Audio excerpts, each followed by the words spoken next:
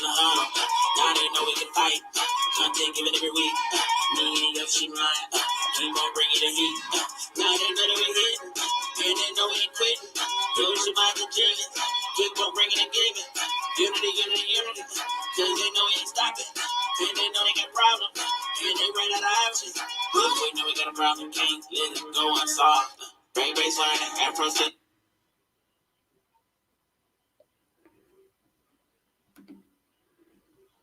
Issue, we seen them all. Karma is karma. I say what I say, I hear the wall. Till I see y'all fall off, then I bring y'all up on note. I'm back up on my Clyde winners. Clyde winners, Clyde winners, Clyde winners, Clyde winners, Clyde winners, Clyde winners, Clyde winners, Clyde winners, Clyde winners, Clyde winners, Clyde winners, divine winners, Clyde winners, Clyde bender, Clyde winners. I'm with you, ride with you, master teacher, create master, Clyde winners. Give respect to the elder, Clyde winners. Hi, somebody out there looking for me. Yeah. I told you somebody out there looking for me. I think there's somebody out there looking for me. I think there's somebody out there looking for me. Yeah.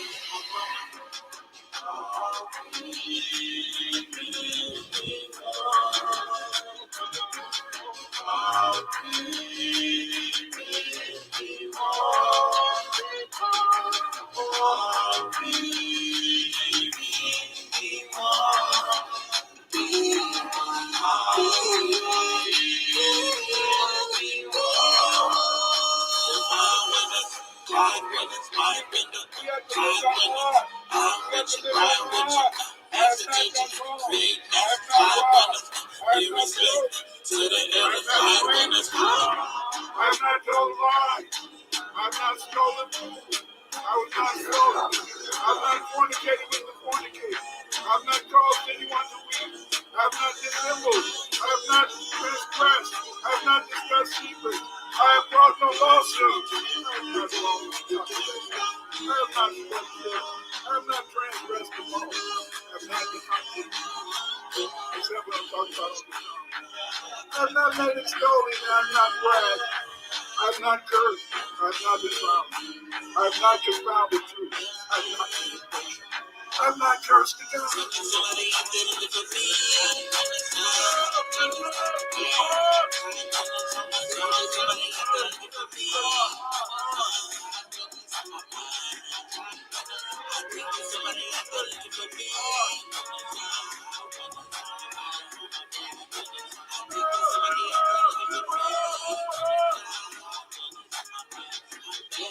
Dr. Winters has illustrated that Africans have been settling the New World and building new civilizations and cultures in the Americas and around the world for the past 100,000 years.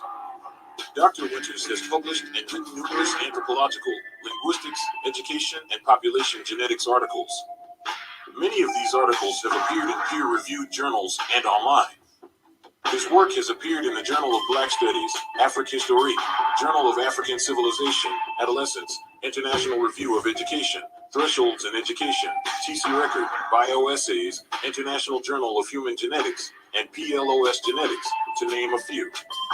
He has published over 40 books, including Atlantis and Mexico, The Mande in the Ancient Americas, We Are Not Just Africans, and African Empires in Ancient America. For more of Dr. Clyde Winters, check out Yoshimad Gumroad page, and that will lead you to the master himself, Dr. Clyde Winters.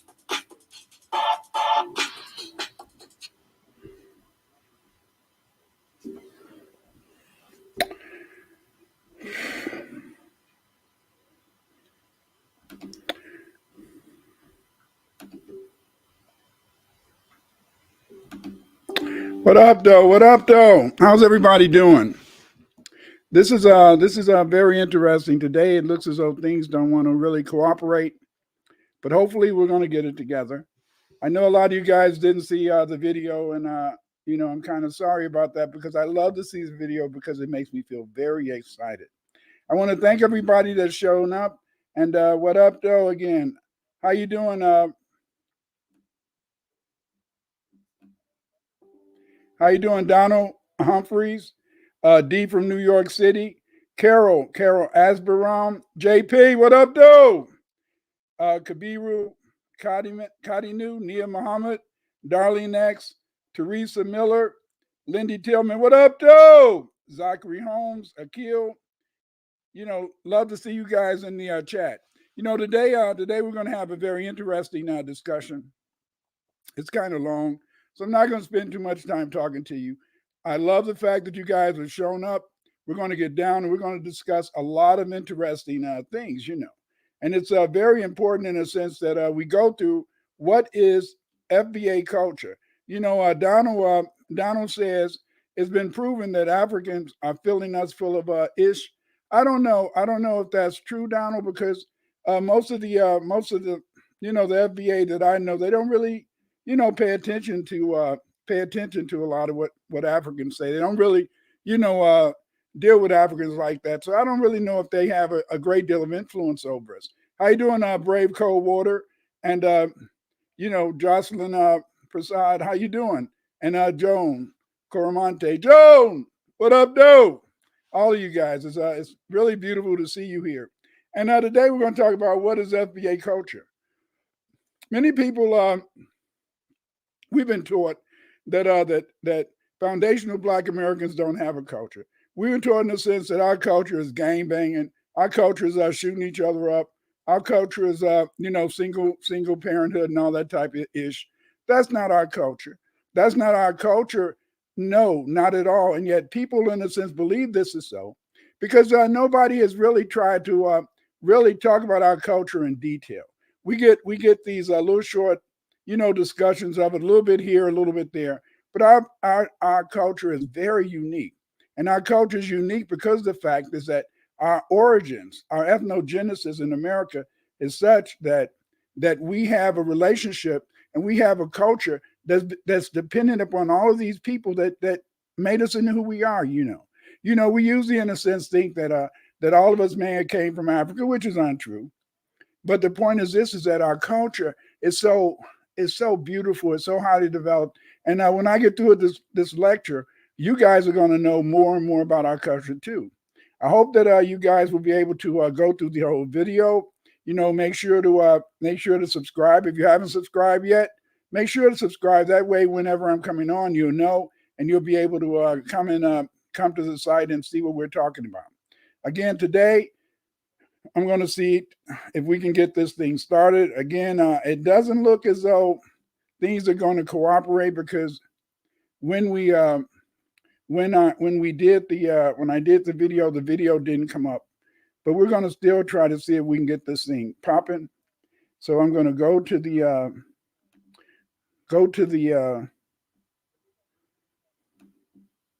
we're going to go to the first slide, and we're going to see if the slide comes up. I hope it'll come up. Waiting. Come on up. Why aren't you coming up? It's coming up on my end, but it's not coming up on your end. And I don't know what's really going on, but we'll see. We'll try to see what's happening so we can get this thing done. And I'll go out, boom, and we'll try to do this again. Record. Nope. Now we go to slideshow again. Then we go from current slide.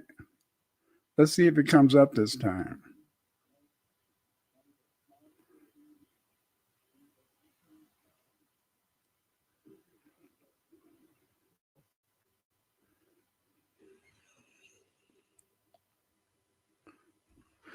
So what I'm going to do is I'm going to stop sharing and start all over again. So let's see. We'll go back to the beginning. Then we'll try to, in a sense, I'll go to present, share screen, go to Windows.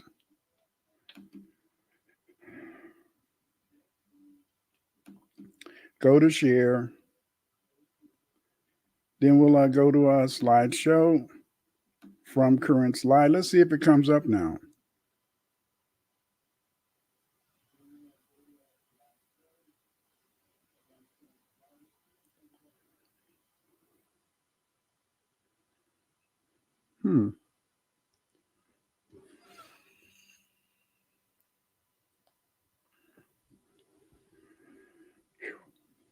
Still not working.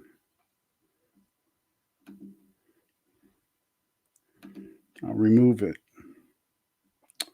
Do. And I'll stop sharing. Then I'll try to start all over again.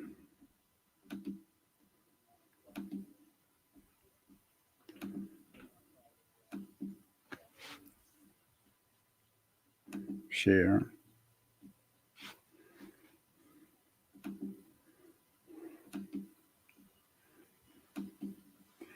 Let's see if it'll come up.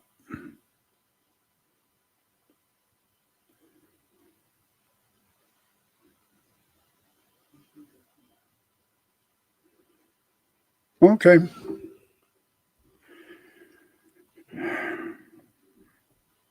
We got a lot to go through, so I'm going to just do it another way.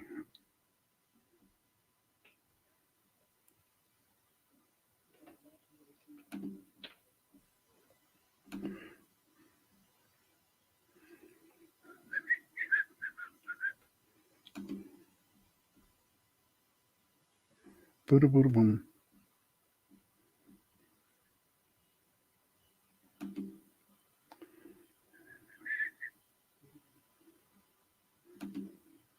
Okay. American culture is Black culture.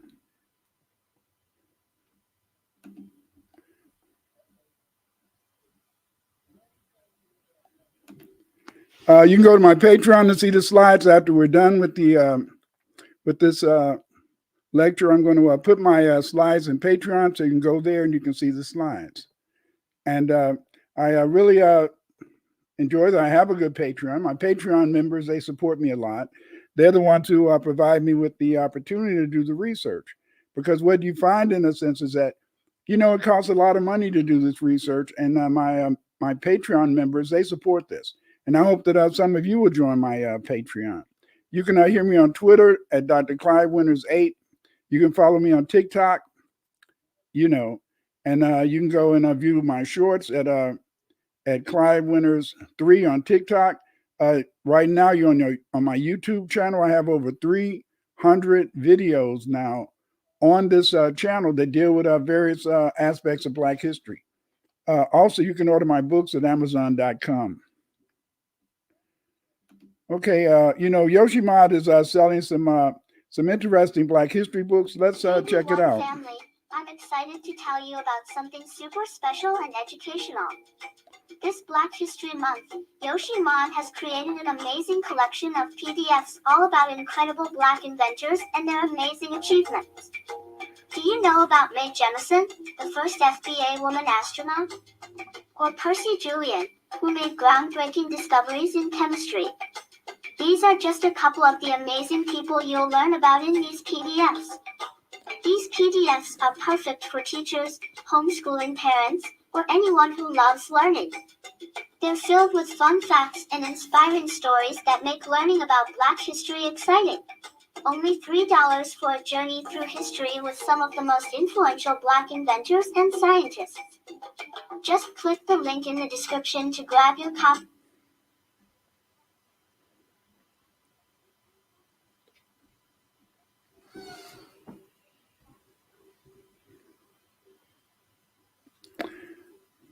Okay.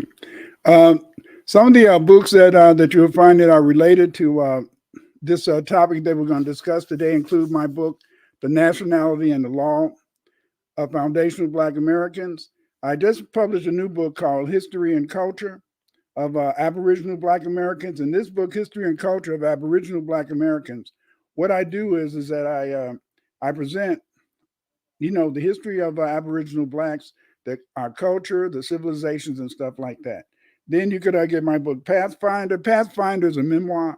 And then did I talk about how I began to study the various aspects of ancient and modern history, why I'm interested in Black studies and how it was influenced by my family.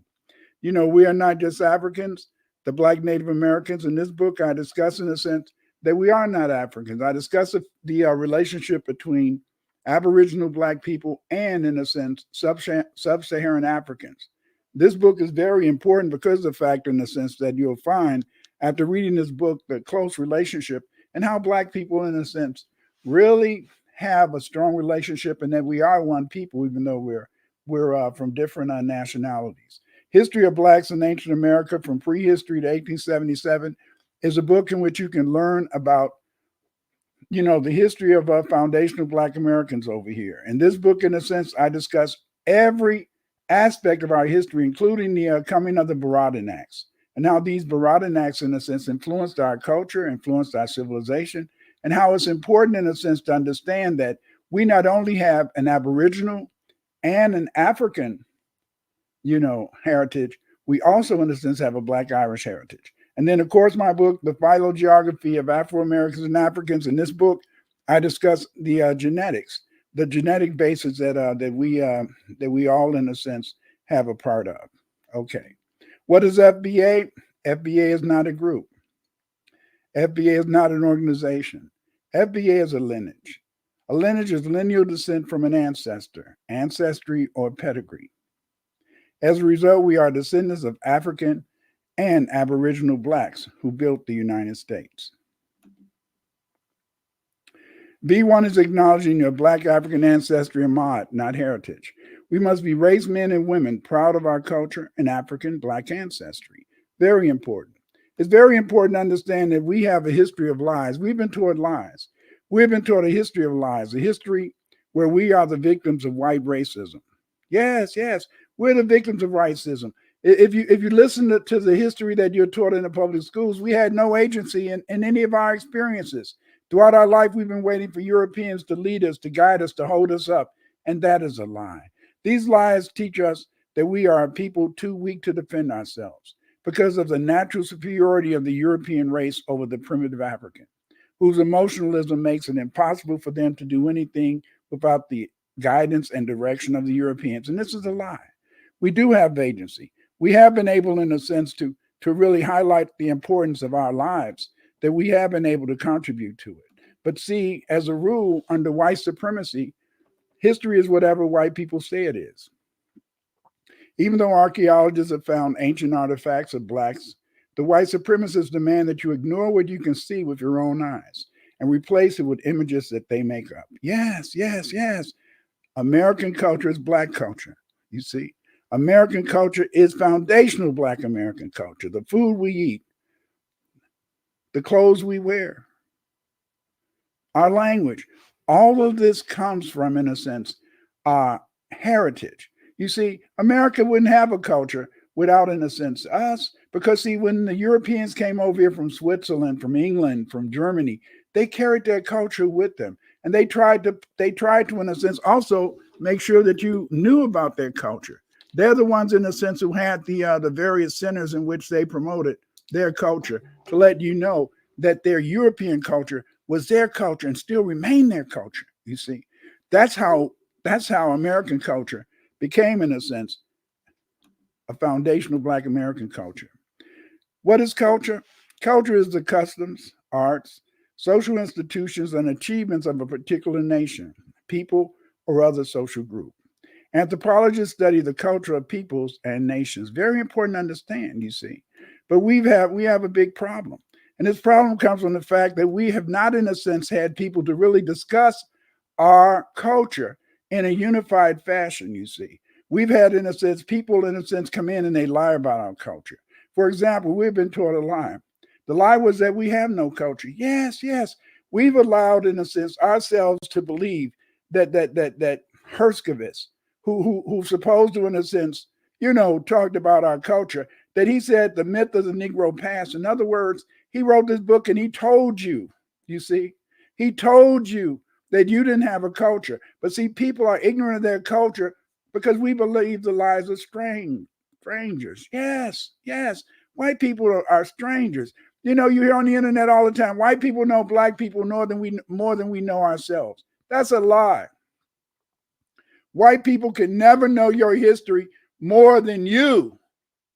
The only problem is that many of us have not been able to learn about our culture. Many of us have not been able to learn our history. And the reason that we don't know about our history, the reason we don't know about our culture, is because the fact, in a sense, is that we've allowed other people to tell us what our culture is instead of looking directly at our culture, you see. And, that's why when you read my books, you'll understand that knowing our culture is winning, and as a result, we're like a fragmented people. We're like a people lost in time. Yes, lost in time. And the reason that we're lost in time is because the fact, in a sense, is that we don't know who we are sometimes. Do you know that you can go to many schools across this country? In many states, you can go to high school, elementary school, and not ever have one class that really tells you our entire history. You can go to an HBCU, yes. You can go to an historical black college where you're supposed to learn everything. And do you know that at that historical black college, they don't even teach in many of these colleges a black history course. They don't teach a black history course. That's just to let you know how they don't really want you to know your history. They don't really want you to know who you are. They don't really want you to be able, in a sense, to move and understand the greatness of your culture, the greatness of your reality. And it's sad. It's really sad that we've only had one real anthropologist. Yes, we've only had one real anthropologist to study our past, and that was Zora Neale Hurston. Sadly, there are many cultural anthropologists today, but we have only one anthropologist who studied our culture. That is Zora Neale Hurston. Zora Neale Hurston, you see, she taught us about who we were. She looked at the things that made us the people that we were. She looked at our folklore. She looked at our religion. She looked at our religious practices. She did a detailed study of our culture. And yet, sadly, they wouldn't even let this woman teach at a university. They wouldn't let this woman teach at a university. She wrote 4 or 5 books. She wrote numerous articles. She even wrote, in a sense, novels. And yet, she wasn't a teacher at a HBCU. That's pathetic. How could they have universities and not have this great scholar? But see, that's what Europeans do. Europeans, if they find someone who's really knowledgeable about their culture, knowledgeable about their history, they're going to give them, in a sense, tenure at a university. You see, she should have been at Harvard, but if not at Harvard, at least at these black universities. But she was nowhere. She was nowhere. Do you know that Neale Hurston, even though she did all of that great research, even though she wrote all those great books, do you know that she died a maid? She died a pauper. And much of her good research, it ended up in the garbage, because if you die a pauper, they're going to throw your stuff away, you see. But here was this woman who dedicated her life to our study, dedicated her life to teaching us about our history and culture, and yet she wasn't never, in a sense, really given respect and credit. FBA have a tripartite origin of our culture. Our culture is unique because it is based on the culture of Aboriginal FBA and Black Irish and Sub-Saharan African chattel slaves. Yes, yes, yes. There were Aboriginal, Black African, Black Irish who were, in a sense, chattel slaves. A chattel slave is what? It's personal property. As chattel slaves, these black people, they did not even have the basic rights of a cow or horse, who had laws to protect them, who had laws, in a sense, to tell you how to treat them. But we were, in a sense, made chattel slaves. Yes, FBA culture is the integration of 3 diverse ethnic groups that, through an ethnogenesis, yes, an ethnogenesis, created the greatest culture in history since the decline and disappearance of the ancient Egyptian civilization. You probably say, what are you talking about? Yes, yes. Foundational Black American culture is the greatest Black culture on the planet Earth since the ancient Egyptian civilization. You see, we do have in reality a culture. The FBA culture is American culture. A culture began 100,000 years ago when we first arrived in the Americas from Africa. As a result of our ancestry, you see, we're African, but our heritage is based on the culture of enslaved Black Irish, Aboriginals, and Sub Saharan enslaved people. These diverse origins mean that our culture depends on the religion we worship, the state we came from, and our Aboriginal tribal origins. Yes, yes, yes, because see, they've already always known this. They've always known, in a sense, that there was a relationship between Black people in Africa and Black people in the Americas. In effect, the European was able, in a sense, and this is what makes him very unique. The European was able, he was able, in a sense, to to to commit genocide. Yes, he was able to commit genocide through, in a sense, erasure of Black Native Americans, not in a sense through killing them all off. They were not erased by, in a sense, being given diseases. Our Aboriginal heritage was stolen by legislation, was stolen through public records. You see, look at this picture. Here you see, in a sense, what they said. Hey, in 1798, this is the American on the left hand side, and this is the African on the right hand side. The only difference between these two people is one is a little darker. And then we look at this description. Here's the description of the American. Look at his feathers. Look at his cheekbones. But then we see down here the African, the same picture, the same outline, the same, in a sense, features. The only difference is that they gave the Americans some feathers. Yes, they play with us. They play with us. But our culture, in a sense, is unique because we have a culture that is based on our Aboriginal heritage, that's based, in a sense, on our Black Irish heritage. We have a tradition of a sedentary culture. So a sedentary culture means that we stay in one place. Agricultural traditions we have are the three sisters. And the three sisters are beans, squash, maize or corn, rice, okra, tomatoes. These are, in a sense, the crops that made us who we are. Our clothing includes togas, trousers, kufi caps, turbans, head wraps. Look over there on the left-hand side on that top picture on the left-hand side to the far right on the right-hand side. Here you can see, in a sense, that Africans wore, that our ancestors, these are the Yamasis. And you can see these Yamasis, they had headbands. They had kufi hats. They wore turbans. Yes, we, in a sense, were able to have a very important culture. We always been a unique people. And even as Aboriginals, we had a diverse culture, diverse history, you see. You can see at the bottom on the right-hand side to the far right, we see, in a sense, some of the cloaks and some of the clothing that our ancestors wore as Aboriginals. And we can see on to the right, we see the picture, in a sense, of how we lived in long houses. Yes, we lived in wooden houses. We didn't live, in a sense, in teepees. The teepees were what the red man, that's what he lived in, teepees, because he was a nomad.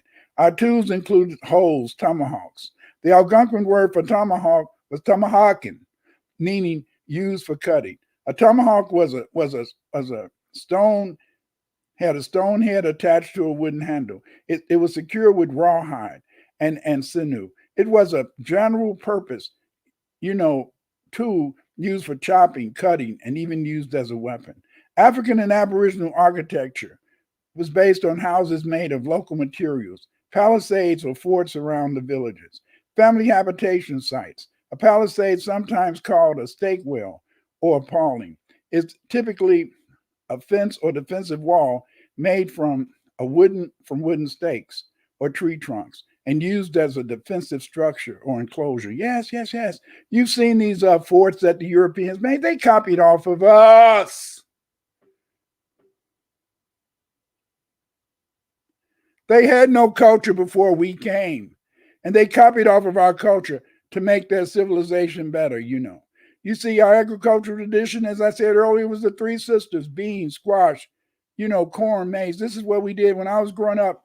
Our father used to rent some land out in the suburbs of Chicago, and we would grow every year corn, beans, squash. But in addition, he would grow tomatoes. He would grow green peppers, and my mother would can the tomatoes. Sometimes she would put some dumplings in the tomatoes, and then we would eat those throughout the year. Yes, yes, yes. This tradition of working with the soil, it came from our Aboriginal ancestors, and yet we continued it. Yes, we have a unique culture. Our culture is one in a sense, which includes all the elements of our ancestors. Our clothing include what? Togas, trousers, kufi caps, turbans, head wraps. Look at this. You can see these various types of headgear. You see, and this is what we wore. We wore cloaks. We wore fine clothing. We were not, in a sense, people running around here naked. You see, but they want to make you think, in a sense, that our Aboriginal FBA had no culture. We did have a culture. And our culture, in a sense, we were proud, very proud of our culture. You see, our basic tool was the tomahawk. This is all-purpose tool. You see, we used the tomahawk. And to even break up the land so that we could grow the three sisters. You see, the tomahawk was our main weapon. We could also use it if we use it in war. But although they try to make it appear that it was the Aboriginals who began scalping, no. It was a European who encouraged people to scalp. And what he wanted you to scalp for was that a lot of times he would put a bounty on people. In California, for example, the bounty for an FBA Aboriginal woman was $8. The bounty for an Aboriginal child was $5, and they paid $3 for an adult. And see, you would get this money. You would get this money, in a sense, if you went before the people in the local towns or before the state legislature. Never paid this money. You see, but if you notice, they paid more money for a female scalp and a child scalp because they knew that was the future. They knew that if women were alive, they were going to have the next generation. And they knew, in a sense, if children survived, they were going to make the next generation. So they made this specific thing. That's why today, a lot of Chicanos, they try to claim, oh, California, our land. Oh, California, Mexicano. No, California was not Mexicano. No, it was not. It was Aboriginal black. But we lost California.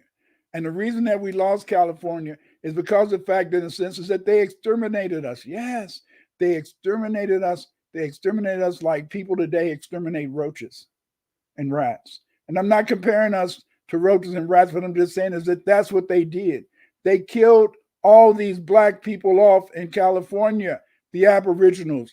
And then, in a sense, other people came and took our place. The first chattel slaves were Aboriginal blacks, Black Irish, and Scotsmen. In the USA, there was a different organization of the slaves on the plantation. You had the master, you had the white overseer, and the Negro driver. Thusly, the driver might administer punishment upon their fellow slaves, but it was clear to the rest of the slaves he was forced to administer this punishment. This arrangement resulted from the fact that the chattel slaves in the USA began as Aboriginal people, defeated in war by the settlers, or Black Irish and Scotsmen, defeated in war after 1640. In Scotland and Ireland by Oliver Cromwell. As a result, the slave master could not count on Aboriginal and Baradanak slaves to punish their kinsmen. Baradanak, that's the name that the Phoenicians gave the Black Irish and Scotsmen when the Phoenicians came there in search of tin. They called the people who lived in the United Kingdom, the black people there, they called them Baradanacs, you see. The first sub-Saharan Africans that came to the United States were POWs, enslaved as a result of slave trading. Yes, yes, yes. It's very important that we never forget that we are POWs, you see. We are POWs. This land, in a sense, has never been, in a sense, a land in which we were free. We're POWs. And because we're POWs, we have to, in a sense, go through this process of trying to understand that it's only through our fight, our struggles, that we can be successful, you know. Neely Fuller teaches us that if we do not understand white supremacy, what it is and how it works, everything else you think you understand, you will never really understand because you'll be confused, you see. Neely Fuller taught us that the purpose for studying Black history is not to find out how great you were, it is to find out what mistakes were made that put us in our current conditions. True, that's true.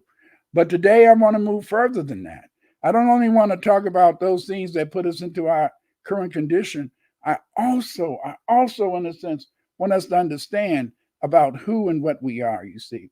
Much of our culture became evident in the United States during the abolition movement. The reason that the abolition movement is so important is because the abolitionist movement, in a sense, was a time in which Black people were able, in a sense, to really speak up and out about what they felt about, you see. You know, during this period, in a sense, they were very great slaves. For example, we taught Europeans how to inoculate each other. Yes, yes, did you know that? It was a slave. It was a slave in a sense that taught the Europeans how to inoculate, people from smallpox, and this cured many African people. It prevented many African people from dying. You see, and it was smallpox that the Europeans originally used to keep Black people down. It was smallpox in which the Europeans, in a sense, were able to kill off, millions, at least hundreds of thousands of Aboriginal Black people.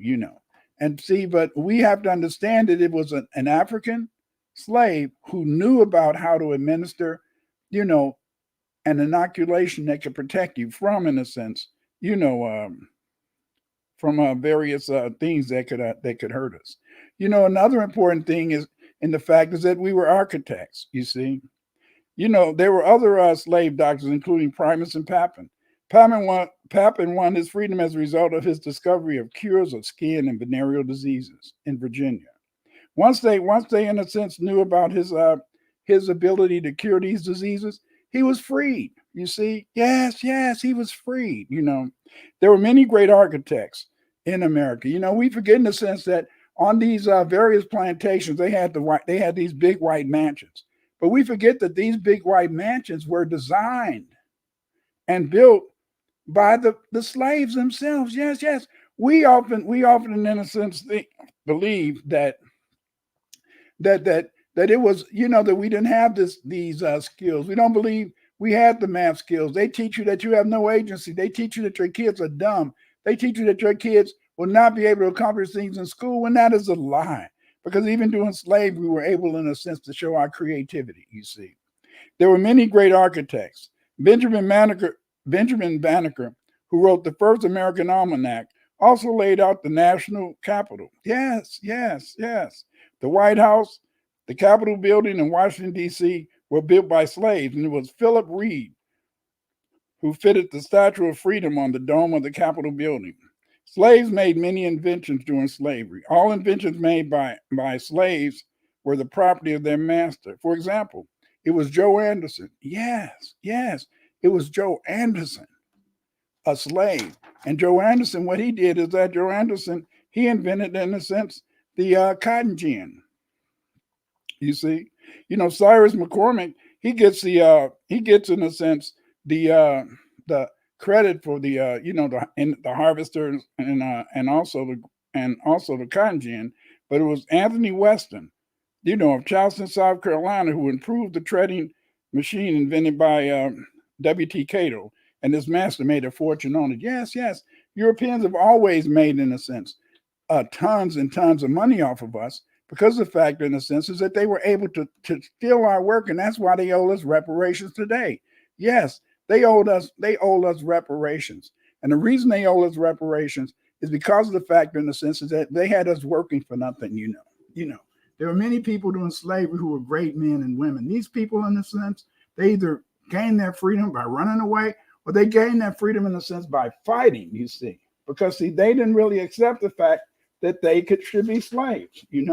They made sure to be able to fight and to be able to teach other Black people that they should fight. One of the most famous Black people was David Walker.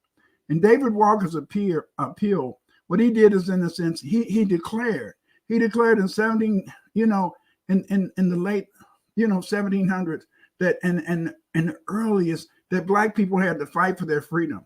He said, in the sense, that we demand and we should be freed. He was murdered, he was killed, but at the same time, David Walker's appeal was a very important document that allowed us to explain who and what we were, and to desire, in a sense, to be fully accepted, fully respected, and be given, in a sense, our freedom. We had many during the abolitionist movement. We had many abolitionists. The abolitionist movement was divided into militant and moderate groups. Garrison led the Radicals and the New England Anti-Slavery Society in 1831. Arthur Tappan led the moderate in the American Anti-Slavery Society. By 1839, Garrison controlled both groups. They were advocating an end of slavery and the abolition of slavery. Garrison formed the Liberal Party in 1840. The Liberal Party's goal was to put an end to slavery. The abolitionists were opposed by slave masters and the general and the various governmental groups, because, see, they didn't want you to be really fighting for your rights. They didn't want you to be speaking out, in public against slavery. They wanted you to just accept the fact that you were a slave. But see, these black people, in a sense, they began to speak out during the abolitionist movement. Black people, they began, in a sense, to develop the Underground Railroad. And the Underground Railroad was a series of hideouts established 10 to 20 miles apart. They were used by the slaves to escape the plantations and find refuge in the north. The people moving along the Underground Railroad moved northward toward Canada at night, so they would not be discovered by police patrols looking for runaway slaves. Yes. These people knew. These people knew, in a sense, because this is one thing you have to understand. Many people make it appear that black people, foundational black Americans, have always been waiting for Europeans to somehow lead us in the freedom. We've always been hoping, in a sense, or praying that it was going to be Europeans that are going to give us our right to be free, our right to be able, in a sense, to be respected. But this has not always been the case. No. It has not always been the case. And one of the reasons for this is because of the fact, in the sense, that we had to fight for ourselves. For example, one of our major leaders was Alexander Crummell. He was also an advocate of black immigration to Liberia. He made it clear that blacks would return to Africa because they had a duty to help in the development of Africa. Henry Harlan Garland, on the other hand, was one of the founders of the African Colonization Society. But he was not totally behind black immigration, but he did want to spread Christianity in Africa. So we had this debate. Some people wanted to migrate back to Africa, other people didn't. The vast majority of black people didn't want to go back to Africa because they had no relationship to Africa. Because, see, they only brought about a couple of 100,000 sub-Saharan people who they enslaved in the Americas, in North America, and as a result, most of the black people here were of African, Aboriginal heritage. And because most of the people were of Aboriginal heritage, in a sense, they didn't really want to move back to Africa and stuff like that. But the African Colonization Society did get some people to go.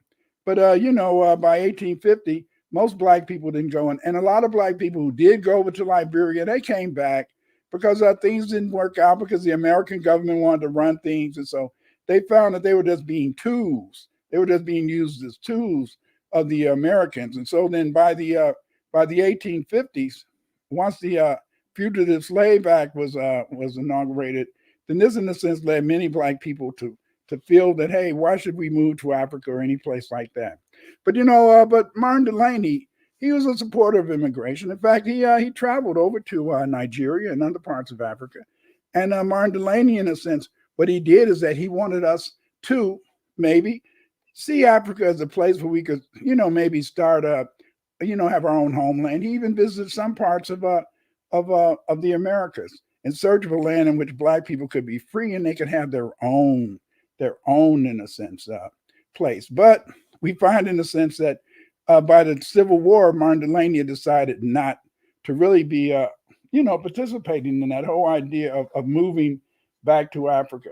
He felt in a sense that we should fight, and we should fight to gain our own independence. Another important person back at that time was Edward Wilmot Blyden. And Blyden, what made him a very interesting fellow is that he came from the Caribbean.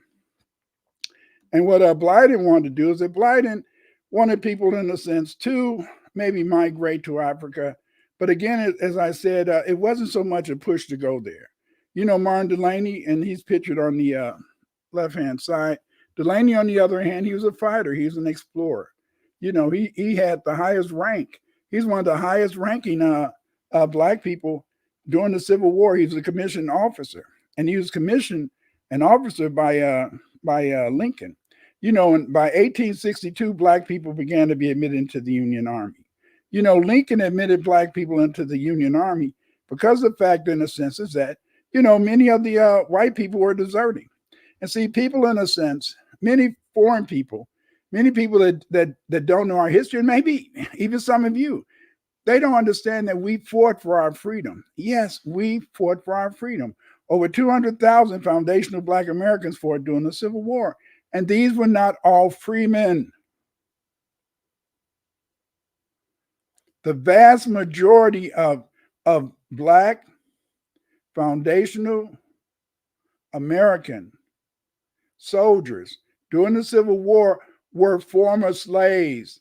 Once they could join the military, they left the plantations, they ran and they joined the Union Army, and they fought. They fought bravely, in a sense. Black people lost very few battles during the Civil War because we were hardy people, and many of us had experience as runaway slaves living in the various maroon colonies, especially the Great Dismal Swamp. So they learned guerrilla warfare. They knew how to fight, and they were ready to fight. And many black men were ready to fight and wanted to fight because this was their opportunity to fight their slave masters. I can't even imagine how they felt. They must have felt overjoyed to know that they were going to be able, in a sense, to fight for their freedom, you see. And this culture of fighting has not left us today, you see, have not left us today. But sadly, you see, even though we adopted Mongoloid Indians, the Red Indians, because the Red Indians were not here first, you see. The Red Indians, they came up from Mexico. And when they came up from Mexico, they began, in a sense, they migrated all the way from the Southwest to Virginia, North Carolina, Georgia, and they were following the buffalo. Yes. You may not believe this, that there were vast herds of buffalo that migrated all the way from the Southwestern United States to Virginia, North Carolina, South Carolina. And it was these Red Indians who followed the buffalo to, in a sense, North Carolina, to Virginia. And that's what they meant to black people. The Aboriginal foundational black Americans, we adopted the Red Indians. We gave them a place to stay. We taught them some how to farm, but most of them didn't want to farm because they were basically hunters and gatherers. But how did we get paid back? I'll tell you how we got paid back. During the Civil War, the Confederate General Waddick, and now that's the guy, you see the guy sitting on the chair on the right-hand side. His name was Chief Waddick. Well, Chief Waddick, he developed what was called the Black Flag Policy. The Black Flag Policy did not allow black Union soldiers to surrender. Under this policy, if you were a black soldier and you surrendered, then you were supposed to be totally massacred. They did not accept any black soldiers during the Civil War surrendering. But it was a good policy in a way, because what it did is that it made black people fight even more. And that's why black people lost very few battles, because they knew if they lost a battle, in a sense, they were going in a sense to be wiped out. But then many of the black troops, they were some of the first troops to pacify Oklahoma. Yes, they pacified Oklahoma. You see where Chief Waddick came from, and Chief Waddick he developed the Black Flag policy.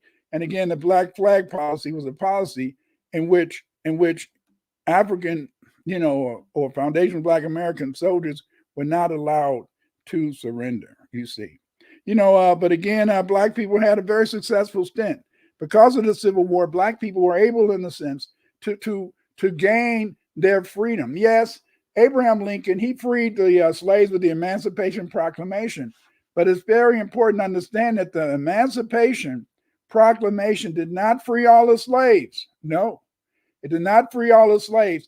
It only freed the slaves that were in the rebellious states, Georgia, Virginia, North Carolina, Mississippi, South Carolina, states like Kentucky, West Virginia, Maryland. These states, because they did not break away from the Union, slavery was still legal in those states.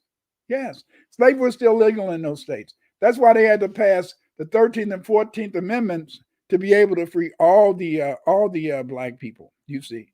But we find, in a sense, is that, this is where we first find this whole idea about reparations, you see.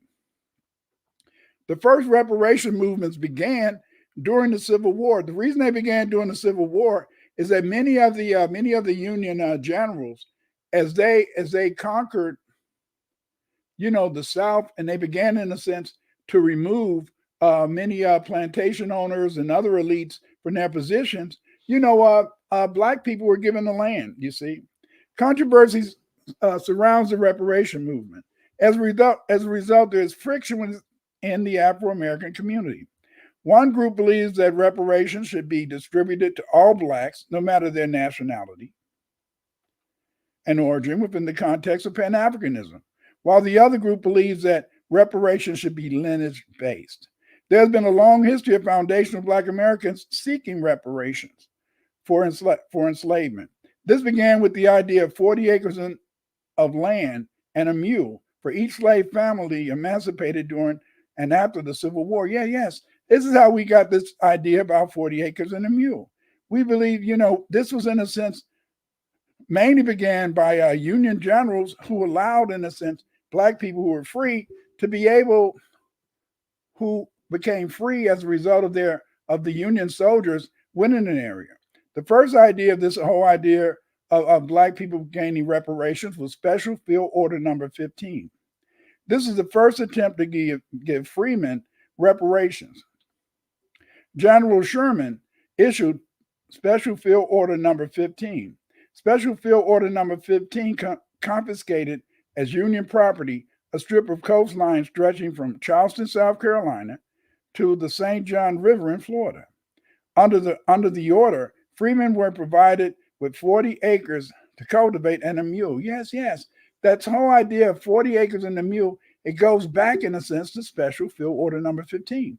But as you can see, this became a part of Black culture. It became a part of Black culture, being independent farmers, independent people who could grow their own crops, have their own land, and in a sense have their own settlements that they could produce their own businesses.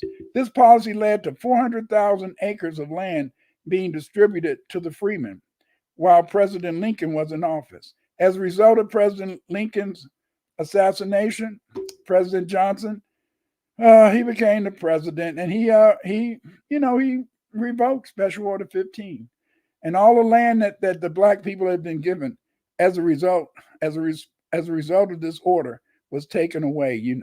Then the next thing we see that this area became occupied by various white groups. These white groups, they came into the area, and they were going about this whole idea of trying to take away the land from Black people. Many of these people were called, carpetbaggers.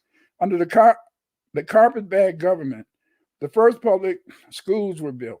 The carpetbag government in the South were formed by whites from the North and Southern Blacks.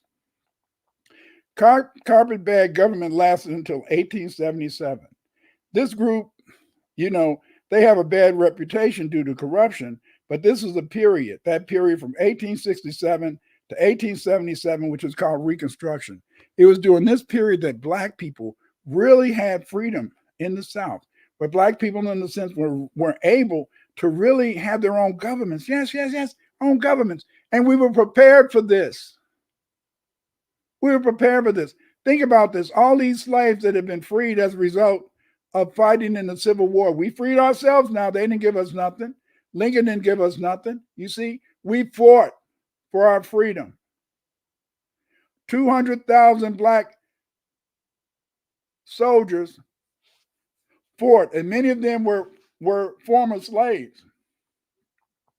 In addition, we had 200,000 black people who would follow the Union troops, and they would help establish, in a sense, the various encampments that the Union soldiers would set up. You see, they would also go out and get the dead bodies off the field and all that type of stuff. But the point is, this is that a total of 400,000 black people served to free ourselves. You see, the carpetbag government, they called it carpetbag because many of the people who were running the governments down in the South, these white people, they came from the North, and they had their all of their possessions were in carpet bags. So that's how we get this whole idea about the carpetbag government. You see, but the thing, in a sense, that made it very important is that we see, in a sense, this rise. But there was also a rise during this time of the Ku Klux Klan. The Ku Klux Klan, in a sense, was formed in 1866 in Pulaski, Tennessee. The genesis of the KKK, or the Klan as it is called, they came out against black people, and they wanted, in a sense, to make sure that they put black people back. They wanted to, in a sense, try to terrorize black and white people. That's why, if you notice on this picture on the right-hand side, they show that they hung some of those white people, carpetbaggers, in addition to the blacks. So lynching has a long tradition, and the Ku Klux Klan, it began, in a sense, to try to thwart or hold black people back, but they couldn't really hold black people back. No, they couldn't hold black people back because black people, in a sense, were not afraid. See, it's very important to understand that we were not afraid, and as a result, during our Reconstruction, politics became a part of our culture. You see, and so we find that between 1867 and 1877, blacks controlled much of the political power in the South. Yes, they controlled the state legislatures. They were the governors in many of they were the mayors in many of the cities. For example, Pickney P.J. Pinchback, born in 1817, became governor of Louisiana. Blackie K. Bruce became a senator from Mississippi. Richard Kane, a minister of the African Methodist Church, was elected to Congress from South Carolina twice, you see. And so then they wanted to do this. They could not stand the fact that black people were voting. They could not stand the fact that we made, in a sense, politics a part of our culture. We, in a sense, set out to make sure that we were going to be able to control our life and our destiny. See, a lot of people, they try to make you feel ashamed. They say, oh, you were former slaves. Oh, you should be ashamed of yourself. No, I'm proud. I'm proud of our slave heritage. I'm proud of what we did after slavery, because we did not wait for somebody to say you're free. Nigga, what? We fought. We died to get our own freedom, you see. You know, we were brave enough to go out and vote. And when we were voting and we had the Union Army to protect us, things worked out very well for us. You know, we had it going good. During this period, though, you know, we see that after 1877, a lot of, in a sense, we began to lose. This is during the Harrison period. In 1877, there was a tie between the people running for president. You know, as a result, the president had to be chosen by Congress. They chose Harrison, and Harrison agreed to let white folks take back over the South. Harrison agreed, in a sense, to ignore all the laws against former slave masters, former members of the Confederacy being in government, and they allowed them to be able, in a sense, to go back into these roles. And this led to what's called the Jim Crow period. Jim Crow is the name of state and city laws which separated blacks and whites. In 1883, the Supreme Court approved Jim Crow when it ruled the Civil Rights Act of 1875 was unconstitutional. Another important case was the Plessy versus Ferguson case of 1896. It was this Plessy versus Ferguson case that led, in a sense, to uh, to black people, in a sense, losing many of their political rights. Religion has always been used in an attempt to eliminate FBA culture. Religion was used by the white supremacists to destroy black culture. FBA religious leaders like Nat Turner believed in one God, who they believed would help enslaved FBA gain their freedom. Yeah, yes. You don't hear people like Nat Turner and the other slave rebellion leaders talking about Jesus Christ. No, they did not believe in Jesus Christ.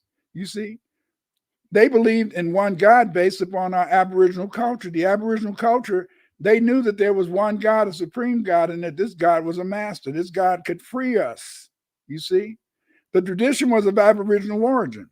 Before 1830, enslaved FBA did not worship Jesus. No, they did not worship Jesus. You see, read about Nat Turner. You see, East Coast Mongoloid people had no culture. They were adopted by the FBA, yes, but what the European did is, beginning with Benjamin Franklin, they started allowing red Indians to take our name. They started allowing red Indians to be able to replace us. And they started calling all of the Aboriginal black people, instead of calling them by their tribal names, they called them, in a sense, colored people. Yes, yes. The first use of colored people was not for us slaves who had been freed. The first use of the term colored people was reserved for, applying to those Aboriginal people who were not, in a sense, enslaved on the plantations, you see. So colored people is not a term for free blacks, you see. And that's very important to understand. But you have to understand the sense. Original FBA culture was a combination of Aboriginal and African culture. The government rarely made treaties with foundational black Aboriginals. They just took their land. Yeah, they just took our land. Yes, yes, you see. Aboriginal FBA refused to leave their lands even though they lost title to the land. Religions like Islam, Christianity, Hebrewism, they've been used to attempt to destroy FBA culture. And the reason they've been used to destroy FBA culture is by teaching FBA people that, oh, you're a Muslim, oh, you're a Christian, maybe you can be a Protestant. Why not be a Catholic if you got more money? Or why don't you join Hebrewism? All of these religious traditions, they were brought to us to make us, in a sense, fight against each other. You see, they were made, in a sense, to cause disunity, because that's how the European took over the black world. That's how he took over America. Had black tribes fighting each other, and then he would come in the end, and then he would take the land from both of the groups, or put them in slavery on a plantation. Yes, that's how he got free labor. He got free labor from black Aboriginals fighting each other. And as we fought each other, then the European would say, hey, why don't you sell me those prisoners of war? And they sold them, See, very religions demanded FBA to give up their culture. See, if you became a Christian, well, hey, you can't practice that culture no more. You got to practice the culture of Christianity. You got to be like white folks. That's why, if you notice, after the Nat Turner Rebellion, they made it against the law for black people, enslaved people, to have church services without a white person at the church or at the cabin. Wherever the black enslaved people were, they had to have somebody there white to make sure that they learned the proper Christian religion. When people become Hebrews, instead of, in a sense, saying, hey, let's love each other, they talk about they want to be back in the Levant. They want to be back in ancient Israel. You see? And so then they think they're better, in a sense, than the Christians, because they feel they're the children of God. And the Christians say, oh, we're the children of God. And then the Muslims, they say, we're the children of God. Practice Islam, practice Hebrewism. But Aboriginal black people already knew God, already worshiped one God. Aboriginal black people were monotheistic. They believed in a supreme God, you see. But all these religions, they came in a sense to destroy our culture. You see, but they failed to destroy our clothing, our hairstyles, our music, and our language. Yes, yes, yes. They did everything in their power to try to destroy our culture, to try to, in a sense, take away our languages. But many of the terms, in a sense, from our language, it is still here. Standard English or the white man language. You see, we had various things. FBA vocabulary is of African and Aboriginal origin. A lot of times, in a sense, we have our surnames, but we would give our kids nicknames. You see, reflect our character and nature. We have slang, and slang was a unique word, use of words in a unique way to reflect our culture and lifestyle. You see, our language, some of the language we have was the Tut language. The Tut language was a secret language that that black people used to make sure that their masters and other whites didn't know what they were talking about. Today we speak Ebonics. Many people try to act as though Ebonics, is bad, but Ebonics is an English, but the English, in a sense, has Aboriginal and African terms, you see, plus the grammar, the way we form sentences, the way we communicate. The grammar is African or Aboriginal, you see. African and Aboriginal grammars are just about the same, at least from a topological position. As a result, we find many words of African origin. For example, banana. We have banana. That's a Wolof word. We got bongo, bugo. We got honky. Honky was the word that the Wolof would say whenever a man was riding on a horse. And if you remember, the white man or the overseer would ride on a horse to visit, in a sense, to keep up with the slaves. And so in a sense, when the overseer would be coming, the black people would yell honky, honky, honky. But that was a Wolof word that means a man riding on a horse. Bukra, that's the name that black people called the white man or persons. There's other important African words like jigger for insect. We got jazz. That's from West African language. Mandinka, jazi, and yazi.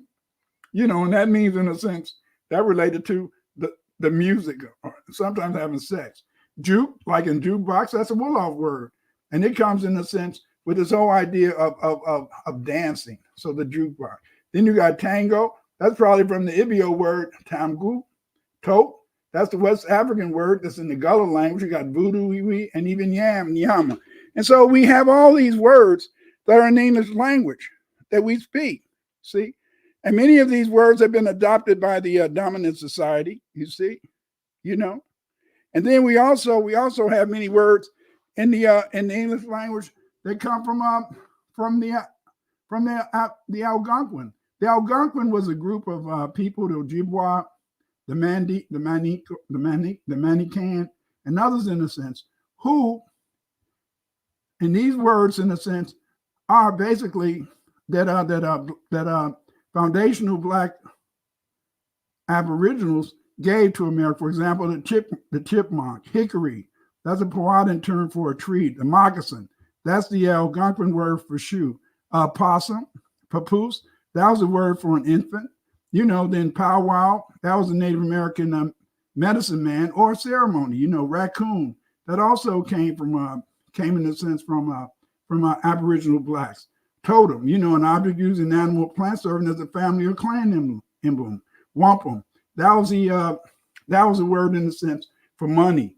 Wigwam, that was a hut or shelter made of rough frame of vegetables or hide. So in a way, you see, in a sense, that English has been influenced not just by our African ancestors, but also by our Aboriginal ancestors, And this is something that's very important that we have to understand, And that again, as a result of the rise of the Ku Klux Klan laws against people, we got Plessy versus Ferguson, and this was in a sense, a law that allowed people to discriminate against black people. But then we find, in a sense, that we had certain types of things. We find that by 1900, we see the rise of two important leaders.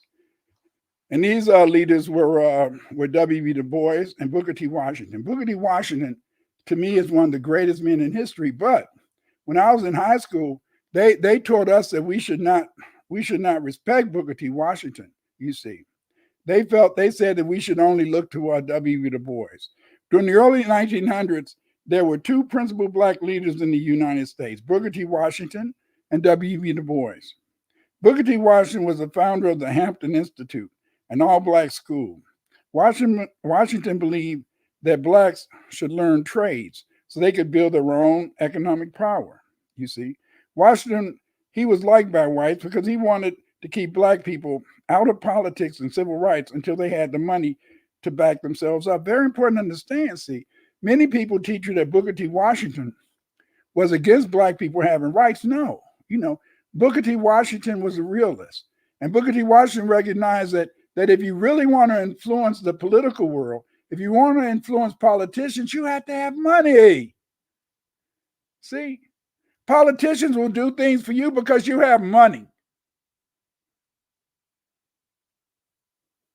And the only way that you could get money was having a trade. Because when you had a trade, if you were a carpenter, if you were a plumber, you could go ahead and you could get jobs on the side and you could build up your own carpeting business or your own plumbing business. And you could be independent. And Booker T. Washington understood that you want to be independent. And the only way you can become independent is to have a skill that can allow you to make money from people, in a sense. People will pay for you to build their houses, work around their houses. People will pay for plumbing. This is part of our culture. Our culture is about making money. See, W.E.B. Du Bois, on the other hand, he felt in the sense that that we should be Pan-Africanists. We shouldn't worry about, in a sense, trying to go through this whole process of trying to, in a sense, to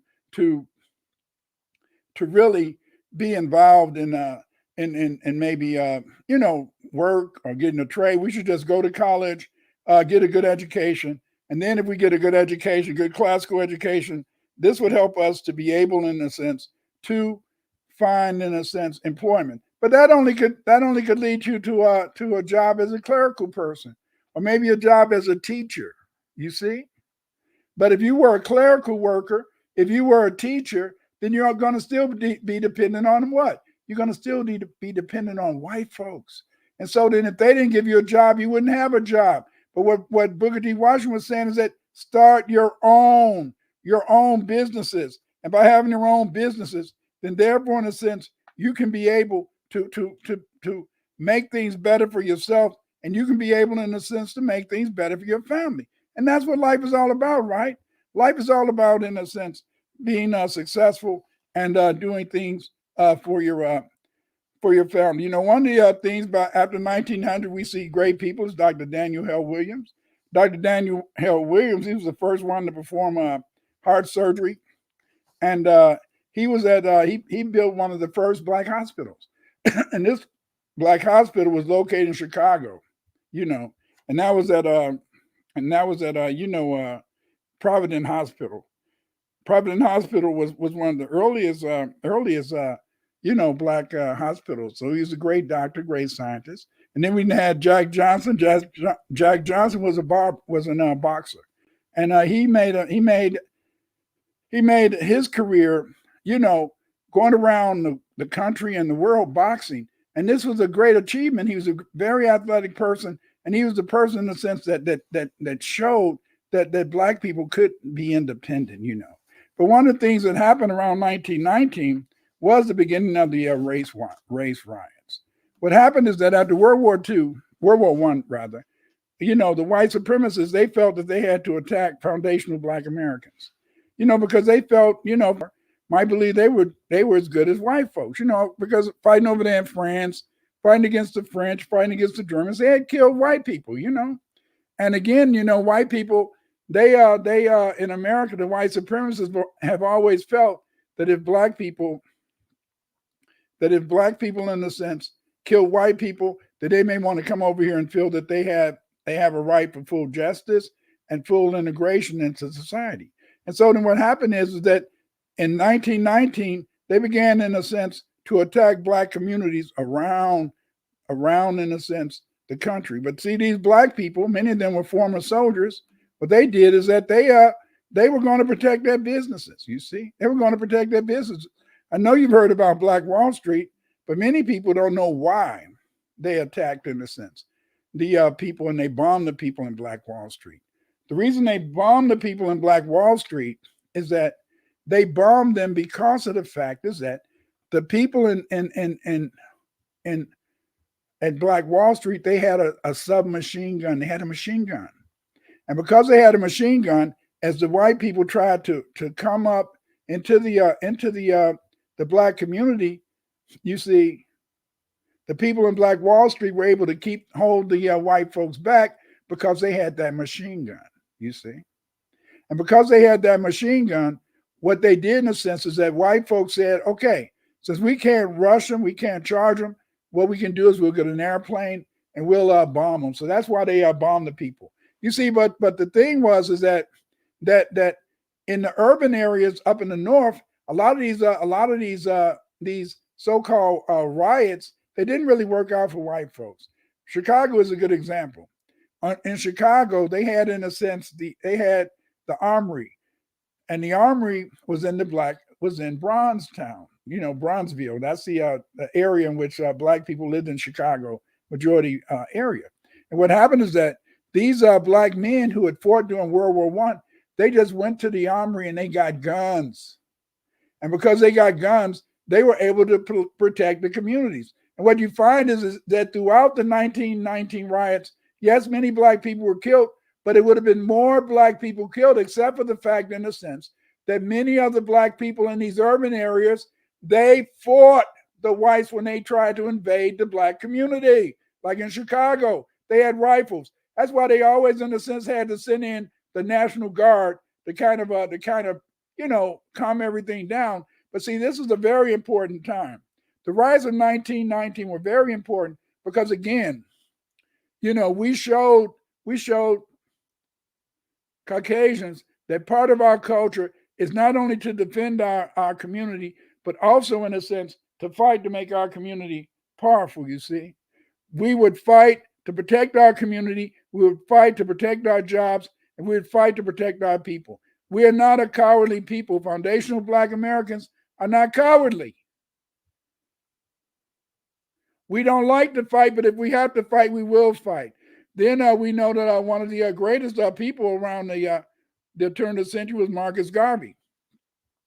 And Marcus Garvey, even though he couldn't get it popping over there in Jamaica or in Britain, he did get things popping in the United States. Marcus Garvey, he came to the United States, basically because he wanted to meet, he wanted to meet, Robert. He wanted to meet, in a sense, our great leader, which was,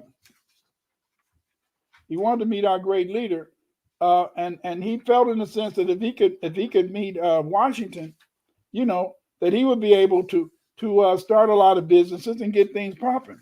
And so when he came here, he wanted to meet him, but by that time, Washington had died, and because Booker T. Washington was dead, he started a movement, and this movement was supported by many black people especially beginning in New York. One of the things that helped out was there was a lot of Caribbean people living in New York, so they were ready to support him. And then Marcus Garvey formed the largest black organization in the history of the United States. Shortly after that, after Marcus Garvey was destroyed again by W.B. Du Bois and others who felt that who helped conspire with the FBI and other agencies to run, in a sense, to have Marcus Garvey put in jail. Then, in a sense, we began to see a decline in many parts of the country. But we also see during this period a rise in the cultural movement. This cultural movement, in a sense, is sometimes known as the Harlem Renaissance and the Chicago Renaissance. The artists of this cultural movement, they sought to reveal, the intricacies of the black culture, dance, art. And these people, in a sense, were led by people like, like Langston Hughes. In the voices of the Harlem Renaissance, we read about W.B. Du Bois, Zora Neale Hurston. Zora Neale Hurston was the only person And now let's just face it, a lot of brothers in a sense just didn't want to support women. And then we find Langston Hughes. We find in a sense that it was Langston Hughes who was able to write, great prose about our culture and our history. And we find in a sense during this time we find a solidification of our culture. The roots of our culture, basically, as I said earlier, the three sisters. The foods we liked are the tomatoes, collard greens, and hoe cakes. Yes, yes, yes. And to most of us, we call this hot water cornbread. And we got these various foods from our experiences as an Aboriginal, and also our experience from Africa. It was in a sense we got the three sisters from our Aboriginal ancestors. Enslaved Africans, they were brought to Florida in 1526, and these enslaved Africans they brought with them from Haiti tomatoes. That's how we got the tomatoes.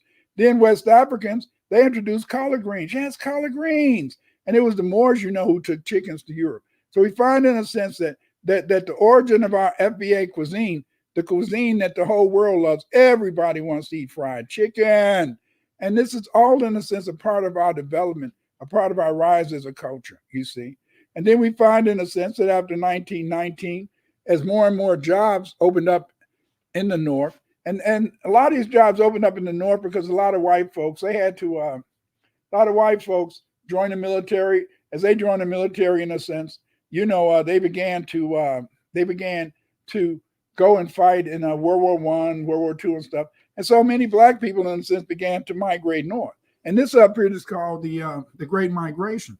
But see, it's very important to understand that many FBA, when they left the South because of lynching, unequal justice, the lack of suffrage and sharecropping, they wanted to get away and make more money, basically, because they were still moving to a different part of the United States. You can't compare the people who moved from the South to the North. You can't compare them with people coming from foreign countries like Africa or people coming from the Caribbean. No, you can't compare them because they were in the same country. We were in the same country, you see.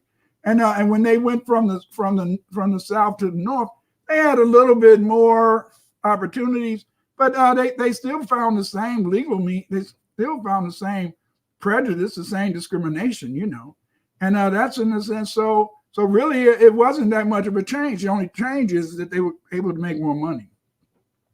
Between 1915 and 1960, around 5 million people left the South to settle in Chicago, New York, Detroit, and other northern cities in search of jobs, and get away from the oppressive conditions. Hey, they didn't want to stick around lynching. My parents, they didn't want to be down there sharecropping because they felt that sharecropping, at least from what my father told me, they were all being cheated out of money, and they felt in a sense that they could have more independence. The next period is World War II. We find in a sense that many black people joined the military. They fought during World War II. They did a lot of things. When my wife's uncle, he was a Marine, and he was on Okinawa. And when they always show you these Marines raising the flag at Okinawa, her uncle says that that's all a lie. She said that the people who really raised that flag on Okinawa were black Marines. Black Marines raised that flag on Okinawa, but then they refilmed it so they could show white people raising. There's always lies. Much of our history is about a lot of lies. As a result of World War II, it's very sad because even though people had fought during the war, even though there were many people in a sense that had fought in the war, including my father, they wouldn't give the black people who served during World War II, they wouldn't give the black troops loans to buy homes. They didn't build communities for black people. In fact, if you went to college, they might give you money for the barber college. That's money they owed us. That's money they owe us too. My father fought in the war. They wouldn't let him get a house. They had the white people get the houses. And I was able for them to develop wealth, generational wealth that they could pass on to their children, you see. But again, our parents, our mothers and fathers and grandparents who fought in World War II, they didn't give them that right. They didn't allow them to use the GI Bill. My son, he was in the Navy in the 90s, And he was able to get a house during the GI Bill, using the GI Bill. But my father and them, those hundreds of thousands, millions of black people who served in World War II, just think if they would have gave them the opportunities to buy homes, to start businesses. But they purposely refused to give our people money after World War II just to keep us down. In 1954, there was the civil rights. There was the court integration 1954, and this was when they began, in a sense, to open up the schools, and black people, in a sense, were able to go to school with Europeans, and this was basically during the civil rights movement when black people used to have sit-ins in restaurants. They used to go around protesting things, and many of these things were led by Dr. Martin Luther King. But see, I grew up in the North. In the North, we didn't really respect. We respected Martin Luther King, but we didn't really look up to Martin Luther King. You see, we wanted black power. Black power demanded that the FBA individual have black pride and a positive self-esteem. A person suffering from CAIDS, culturally acquired identity immune deficiency syndrome, is no longer a proud black man or woman due to their acceptance of white supremacy tenets that black people have no historical or cultural agency, and this is wrong. See, and that's why we didn't really follow or click with Martin Luther King. The Black Power movement was mainly an urban movement, you see, and it was centered in cities throughout the United States and California, especially now the North. The roots of the Black Power movement was one, the horrible living conditions in the FBA ghettos that existed in the major urban centers of the United States. Two, the speeches of Malcolm X. Three, the urban riots. And four, Stokely Carmichael. And also how we expressed ourselves in music. We began, in a sense, to have music that encouraged us. The community events determine how we view ourselves in society as foundation of Black Americans. We had Stokely Carmichael, Kwame Ture, talking about Black Power, stand up. We had, in a sense, beautiful speeches by Brother Malcolm X. You see, Malcolm X or Malik Al-Haji Shabazz, Malcolm X, he was an initial spokesman for black, foundation of Black American unity. He was from the North. He's from New York. We could relate to him. You see, he told the FBA that they were unique people who were not sick because of what they had done to themselves. They were sick and tired of conditions they lived in as a result of the racism and hate whites directed at us. Yes, they directed and hated us. So we said, damn, we may as well fight. And Malcolm X was able to express the feelings of those of us living in urban areas, you see. Malcolm X made FBA realize that they were an African people and that they were part of the world, which was dominated by blacks, not whites. His assassination in 1965 made it clear to the baby boomers, me and the rest of many of us from my background, who were race conscious and not suffering from culturally acquired immune deficiency syndrome, that whites would do anything to keep foundational blacks divided and without leadership. Culturally acquired immune identity deficiency syndrome. What it is that it's a pandemic, you see. Many black people catch CAIDS, and the reason that it's called CAIDS is because of the fact that many black people, they, just like when people used to catch AIDS and die, well, those black people who catch CAIDS, they die. They die because of the fact they lose their identity as black people. And because they lose their identity as black people, they're no longer immune to whiteness. And these people begin to think they're white. They begin to think that they can do everything that white people do. And the point is that's a lie. Jonathan Majors, Taraji. These people, in a sense, these are actors. They think that because they've got awards, they think because they've been in the acting business, because they made a little money, they feel that, hey, I'm just as good as white people, and then they lose. Then they're crushed. They're crushed. Taraji Henson, she played in The Color Purple, but after she talked about the way she was treated by Oprah and other people, The Color Purple didn't make any money. And it didn't make any money because people didn't want to support a film in which black people were being abused, you see? But she made a mistake. She thought she was as good as white folks. You never think you're as good as white folks. You never think you're as good as white folks. If you could be as good as white folks, they wouldn't have white supremacy. White people invented white supremacy because they wanted to create a race in which they would not be in competition with foundational Black Americans. They don't feel that they can compete with you. Therefore, whenever you think that you're as good as white folks, then you're going to be put down because you're not as good as white folks. You're better than white folks. You're smarter than white folks. If you wasn't better, if you wasn't smarter, they wouldn't have white supremacy to keep you in your place, white supremacy to keep you down. You see, this is very important. Then, in a sense, as a result, we ended up with the Black Panthers, Bobby Seale and Huey P. Newton. They found the Black Panther Party. This Black Panther Party set up independent schools. They had free meal programs. They used to serve meals to the children. They served meals to the old people. Many of these programs today, like free food in school, sending out food to the people in the old people and stuff. These were programs began by the Black Panthers, and they co-opted these programs. Yes, they co-opted these social programs, and they used the government to do these programs today. You see that influence? Again, as I told you, American culture is Black culture. Everything we do, they take it over, but that doesn't mean that we lose it.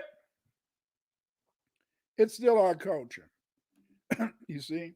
But music is the major part of FBA culture and American culture.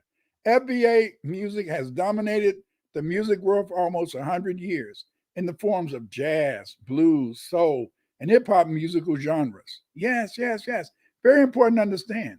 FBA music is unique. It is a combination of Black Irish, African, and Aboriginal roots. FBA culture is based on Black Irish and Aboriginals, who were the first enslaved people. Yes, they were the first enslaved people on the plantations beginning as early as 1625. You thought the first enslaved people were Africans. No, they were not Africans. It was Black Irish and Aboriginal people. The Black Irish influence on American music includes bluegrass and folk music. The fiddle, which is a traditional Black Irish instrument, played a huge role in all kinds of American music, including the blues, bluegrass, folk, country that originated among FBA. Raphael Otto said that blues songs sound more similar to Irish laments than they do to Yoruba chants. Yes. Stop it. They have taught you a lie. They have taught you in a sense that you have no relationship, but yes. The Black Irish, beginning with Oliver Cromwell, he sent over 300,000 Irish adults into chattel slavery for perpetuity to the 13 colonies. He sent these people over as chattel slaves. He sent the artists, the musicians, the architects. He made them chattel slaves for perpetuity. You see? That's why FBA music is unique. It is a combination of Black Irish and African Aboriginal roots. Yes, you say, Dr. Winter, stop this bullshit. Stop it. Stop saying that some of us got Black Irish heritage, but you do. You see? Here's some newspaper articles from back in the day. Runaway from subscriber living in Lancaster. A native Irish servant woman named Katie Norton, who came from County of Wicklow in Ireland last fall. She is about 25 or 26 years of age, of a dark complexion, has black hair, talks in the Irish dialect, rocks in her walk, and is pretty sharp in talking. She's a cunning hussy, and no doubt would pass a while for an honest woman. Yes. This was in 1763, and they talking about that this was a Black Irish slave. Let's look at the Virginia Gazette from Williamsburg. And this was written in August 10th through the 17th. This was an ad, 1739. Runaway, the 8th of July last from subscriber living in Westmoreland County. 4 serving men, these John McHugh, Francis Mann, Daniel Fitzpatrick, and John Freelove. John McHugh is an Irishman of middle stature, swarthy. Swarthy means black complexion. His hair is just cut off and is a blacksmith by trade. He has one of his arms, a bleeding heart, pricked with gunpowder, and a name at length with several other letters. You know. Then we have, in a sense, then we had his other brother. And his name, in a sense, was what? You know, his name was Francis Mann. Francis Mann is the Englishman of middle stature, swarthy complexion, short brown hair and yellowish rotten teeth. Speaks quick and full mouth. He goes a little lame and says one of his legs has been broken. Yes. Irish. But when they kicked they kicked everybody out of Ireland. When these black Irishmen, they were the Catholics, they were the musicians. These musicians, what did they play? They played traditional Irish music. Haven't you ever wondered where this came from?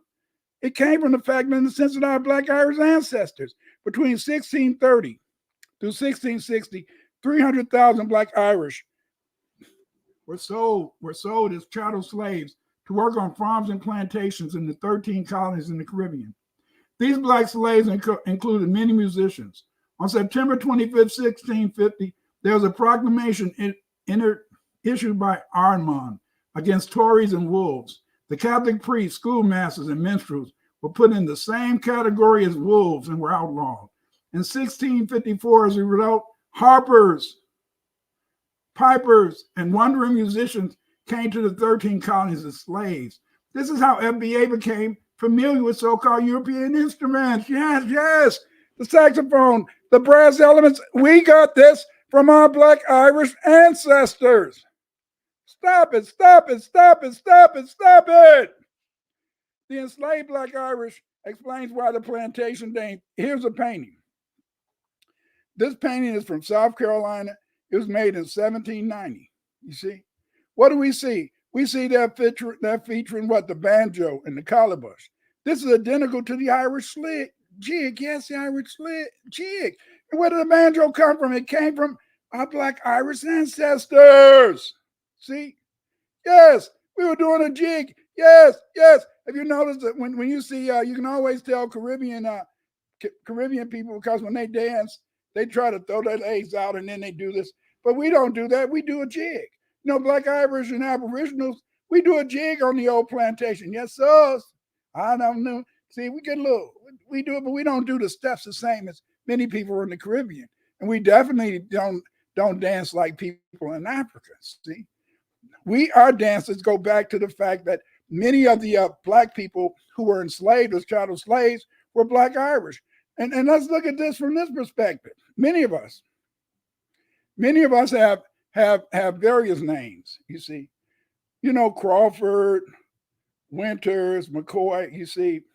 And then if you get this book called The Black America's Handbook for Survival Through the 21st Century, it says Forgotten Truths Behind the Racism in the Americas. When you go in this book, it lists the names of the various black people whose names appear on the down list. And you'll find, in a sense, that Crawford is there. You'll also find on the Dawes list, you know, the Winners. Yes, the Winners is there. Yes, the Winners. You see, the original Irish people were blacks. You know, later Caucasian serfs, they were our serfs. Later Caucasian serfs began to adopt the Catholic religion and culture of the black elites who ruled Scotland and Ireland. William S. Graddon Flood, in the History of Irish Music, noted that, in a sense, that it's very important to understand that these elements that make up music today was done by black people. You know, David McRitchie, in his book, Ancient and Modern Britons, he writes, Winners of the Northumberland is described by county people who remember him as a tall, powerful black man of dark complexion. Damn. Was he talking about my ancestors? And you find when you go to to the Black America's Handbook for Survival, you'll find winners listed as one of the tribes. Yes, winners is listed in the Dawes list. Yes, we have carried those names because many of our ancestors were chattel slaves on the plantation. The original Irish people were blacks. You know, William H. Grattan, Flood, in A History of Irish Music, noted that, and I quote, "No words can adequately describe the horrors of the Cromwellian rule from 1650 to 1660.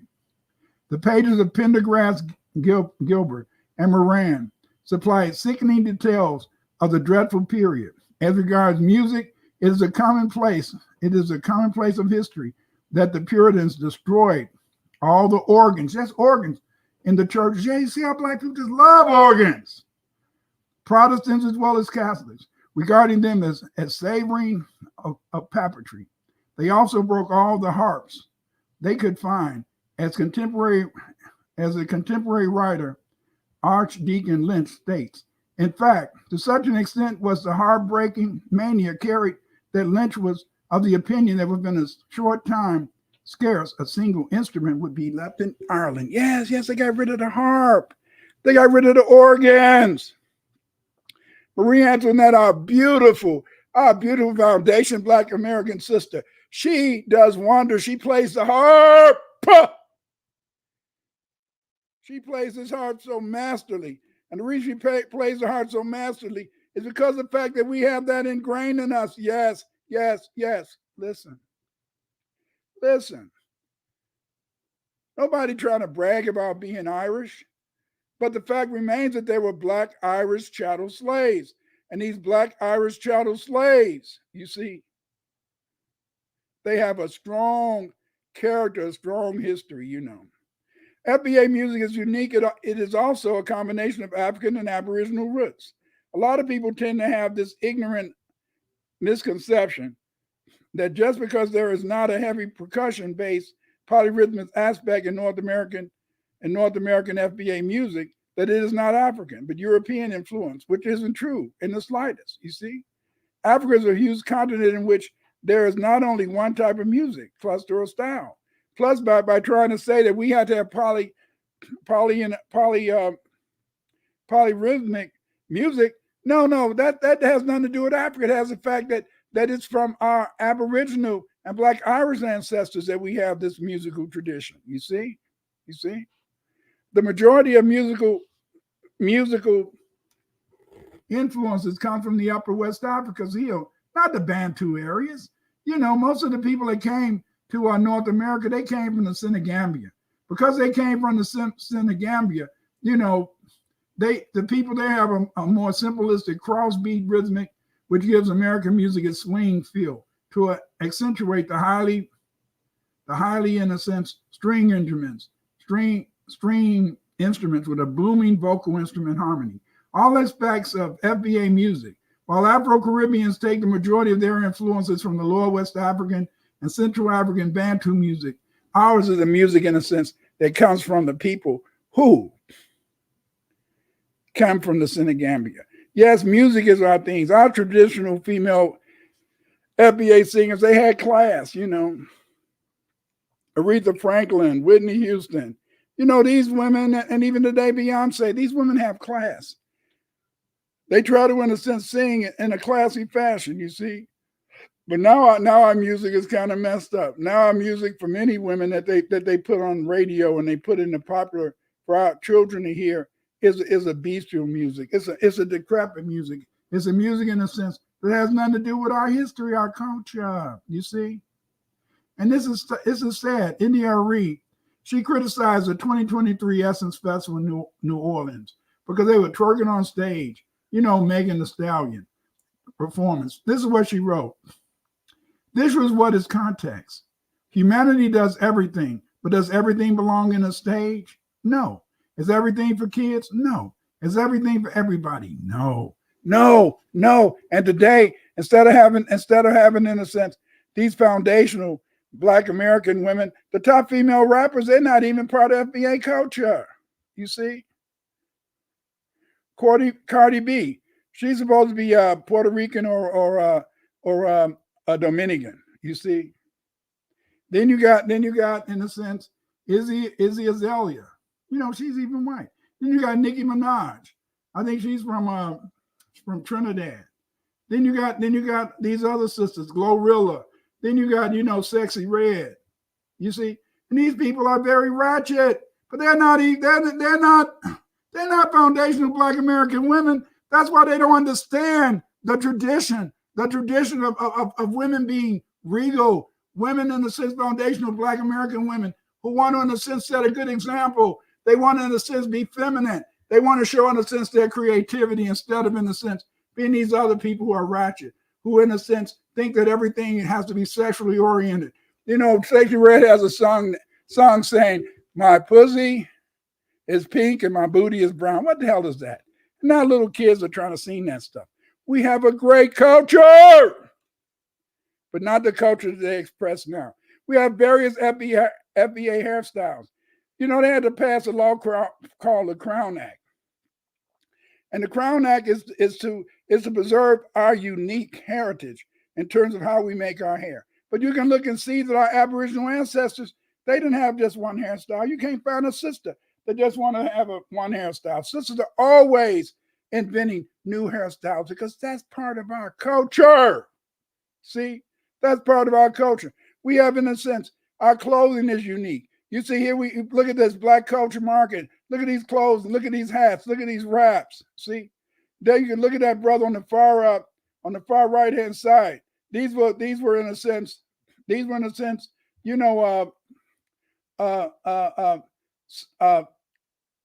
Indians that fought in the various wars down in Florida. And look at these hats worn by brothers in the 70s. You still see the hat with the feathers. We still have this cultural continuity. This cultural continuity that goes back to our days as Maroons. They go back to our days as enslaved people. They go back to our days as creative people. Yes, our culture is very creative. Our culture is very unique. You know, and then we have these great artists. Yes, we have great artists. We have Charles White. We have other artists, and they made great art for us. Let's look at here's a video I made about Charles White. Let's look at his story. Charles White, Afro-American artist of the Chicago Black Renaissance. Charles White was a major Afro-American artist of the Chicago Black Renaissance.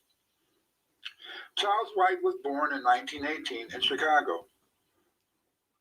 It was here that he learned about the racism and segregation that Black people experienced for much of their lives. Charles White's father died before he was 10 years old. He was raised by his mother, who was a domestic worker. Charles himself began working at an early age. At the age of 7, Charles was out shining shoes to bring money to help his family. Charles White was a good student in elementary school, but in high school he was frequently truant. It was not that he was a bad student in high school, but instead of attending school, Charles would walk around the Art Institute of Chicago and the Cleveland Hall Branch Library on the South Side. It was at the Hall Branch Library that Charles White discovered Alan Lott, a great writer of the early 20th century. Charles White decided that he wanted to be more than just an ignorant person wasting their life. So he returned back to school and he finished high school. He graduated from Inglewood High School. Charles was a very good student and he was able to earn a scholarship to the Art Institute of Chicago. He was enrolled in a 2-year program that he completed in only 1 year. After completing this program, he began to work as an artist.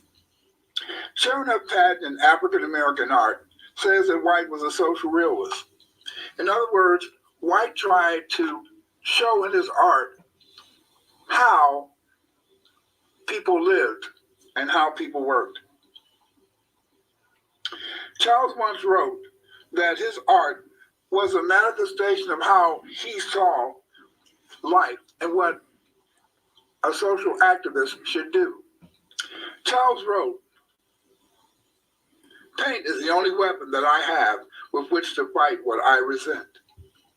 If I could write, I would write about it. If I could talk, I would talk about it.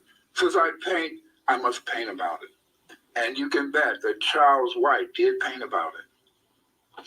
One of the most famous paintings of Charles White is The Five Great American Negroes, a painting he did in 1939-1940, which is now in the collection of the Howard University Gallery of Art, Washington, D.C. In this painting, we see five great personages. On the left-hand corner, we see Sojourner Truth leading the slaves to freedom. Behind the podium, we see Booker T. Washington, a very activist person at the turn of the century who encouraged Black people to get an education and, most importantly, learn a trade. Booker T. Washington felt that if Black men and women learned to trade, they would be able to be self-sufficient, have the money and wherewithal to be successful in life and lead their people towards freedom. Behind Booker T. Washington, we see Frederick Douglass. And in Frederick Douglass's arms, he's holding a Black man that represents a slave, and that slave is crying. And what Frederick Douglass is doing is saying, we have to try to help all people. We have to go and we have to bring about freedom, the freedom for Black people. And then finally, we see Carver over his microscope. Carver is very important because what he did is that he was able to find many uses of the peanut. And this made it possible for Black farmers to make more money off of their produce and to be able to be successful. Truly, Five Great American Negroes is a wonderful painting. Another important painting of White is Charles White's painting called Harvest Talk. Harvest Talk was done in 1953. In Harvest Talk, we see two men working or sharpening their tools.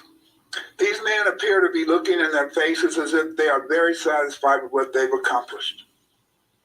In this painting, we see their hands, and the hands are most important in all of Charles White's paintings because it's in these hands that Charles White gives us the impression that if you work hard and if you really try, you can become successful. And I think he was trying to tell us that it's in your hands if you as an individual want to grow, if you as an individual want to make something successful about life.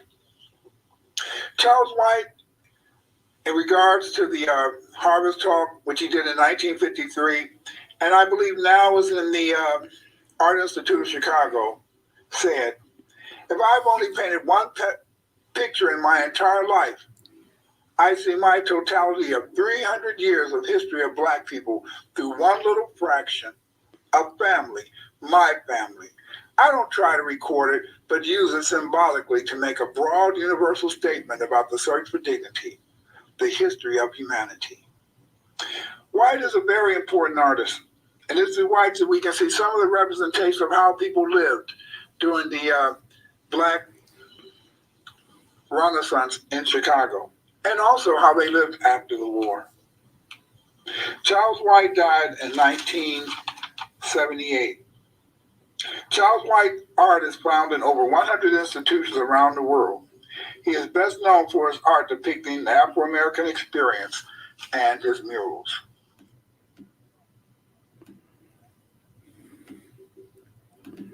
You know, it's very important to understand that part of our culture has also been in science. Part of our culture has also been in creating new things that make the world, in a sense, very important, you see. For example, Dr. Charles Drew, he invented, in a sense, blood plasma. He invented things that helped out people during World War II. But sadly, he was in a car accident. And in this car accident, he needed to be accepted in a hospital, but because of the fact that Charles Drew was Black, they wouldn't allow him in the hospital. They wouldn't allow him to receive services. You know, we often talk about our inventors, but we always go back to inventors like Who helped Lewis T. Lattimore. But we've made great inventions. As part of our culture, we have never stopped inventing. We've always been inventing, and we're still inventing today. One of the most important inventors is, in a sense, a brother. And his brother, what makes him so important is that he has created, in a sense, the electronic components used in all of today's electronic products: TVs, radios, computer. And this is the resistor. And this resistor was made by Otis Boykin. Yes, Otis Boykin. Here's his brother, Otis Boykin. He invented this thing that allows all electronic instruments to work today. You see? Mr. Boykin is the inventor of the resistor, a basic electrical component which can be found used in electrical equipment like microwave ovens, clocks, computers, radios, TVs. None of these products would be able to work without the invention of Otis Boykin. Yes, yes. Creativity, inventing is part of our culture. What to say more? What about this brother, Marquis Dean? He was born in 1957. He's an American inventor and a computer engineer. Listen to this. He developed the ISA bus, and he led a design team making the 1 gigabyte computer processor chip. Yes. He holds 3 of 9 PC patents for being the co-creator of the IBM personal computer, released in 1981. Yes, that's right. That computer, the computer I'm working on, the computer that you may be listening to, this was done by a brother. This was done by, in a sense, it was invented by, this brother, Mark Dean. See, we don't have to keep talking about, what Lewis T. Lattimore did. We don't have to keep having to talk about what Granville D. Woods did. We're still in the forefront of invention. Yeah, you heard of Gates, you heard of this one, but we're the ones making the inventions. Sadly, they make the money. You see, some of you are on your cell phone. Yes, some of you are on your cell phone, but you didn't know that it was Henry T. Thomas Sampson Jr. who invented the cell phone. The inventor of the cellular phone is Henry Sampson Jr. Sampson is an Afro-American from Jackson, Mississippi. He attended Morehouse and transferred to Purdue. He received an MS in engineering from the University of California. He's awarded the MS in nuclear engineering from Illinois. Hey, fighting the line now. I'm an Illinois graduate, but what the hell? That doesn't matter. Sampson is the first African American to receive a PhD in nuclear engineering. Think about this. In 1971, Sampson was awarded a patent for the gamma electric cell. Yes, that cell phone. That was the big fat cell phone. The first cell phones were that big. Now you got that nice looking cell phone. Yes, yes. I have my cell phone, And the thing is, this is that, yes. But this cell phone, it exists today because of this brother, Henry T. Thomas. Stop letting people tell you the foundational Black Americans are not inventive. Stop allowing Black people to tell you that foundational Black Americans don't have a culture. Our culture is invention. Our culture is music. Our culture is art. Stop it. Stop it. Stop it. See, as you can see, FBAs have not lost their culture. The roots of FBA culture is Aboriginal, Black, Irish, and African. It reflects our heritage made in America, but relying on our culture. FBA culture, the food, the medicine, the industry, architecture is American culture. Yes. Yes. Stop it. Stop it. Stop letting people tell you that we don't have a culture. Stop allowing people, in a sense, to make you feel that we are lost. Stop allowing people to tell you that we have nothing and we've made no contribution. Everything in America, everything, the culture, the music, the art, the food, we made it. We invented it. Yes. American culture is our culture. Again, you can go to Patreon to see the slides. The slides are going to be in my Patreon. Join my Patreon, please. Come over, help me out. Help support me so I can keep giving these wonderful lectures every Thursday. You can find me on Twitter at Dr. Clyde Winters 8. You can follow me also on TikTok.com at Clyde Winters 3. You can view my shorts on TikTok. I have a lot of shorts on here on my YouTube channel. Please support my YouTube channel. I have over 300 videos on every aspect of Black history. Check out these videos. Check out these videos. You can order my books at Amazon.com. Yes, you can order my books at Amazon.com. Get my latest book, History and Culture of the Aboriginal Black Americans. Get this book. It tells you the history, the culture. It talks about the pyramids that we built. Yes, we had stone pyramids. Just like they got stone pyramids in Mexico, we built stone pyramids in America. The only difference was that they tore down our pyramids and they used the stone. Caucasians tore down our pyramids and they used the stone for other construction purposes. You see?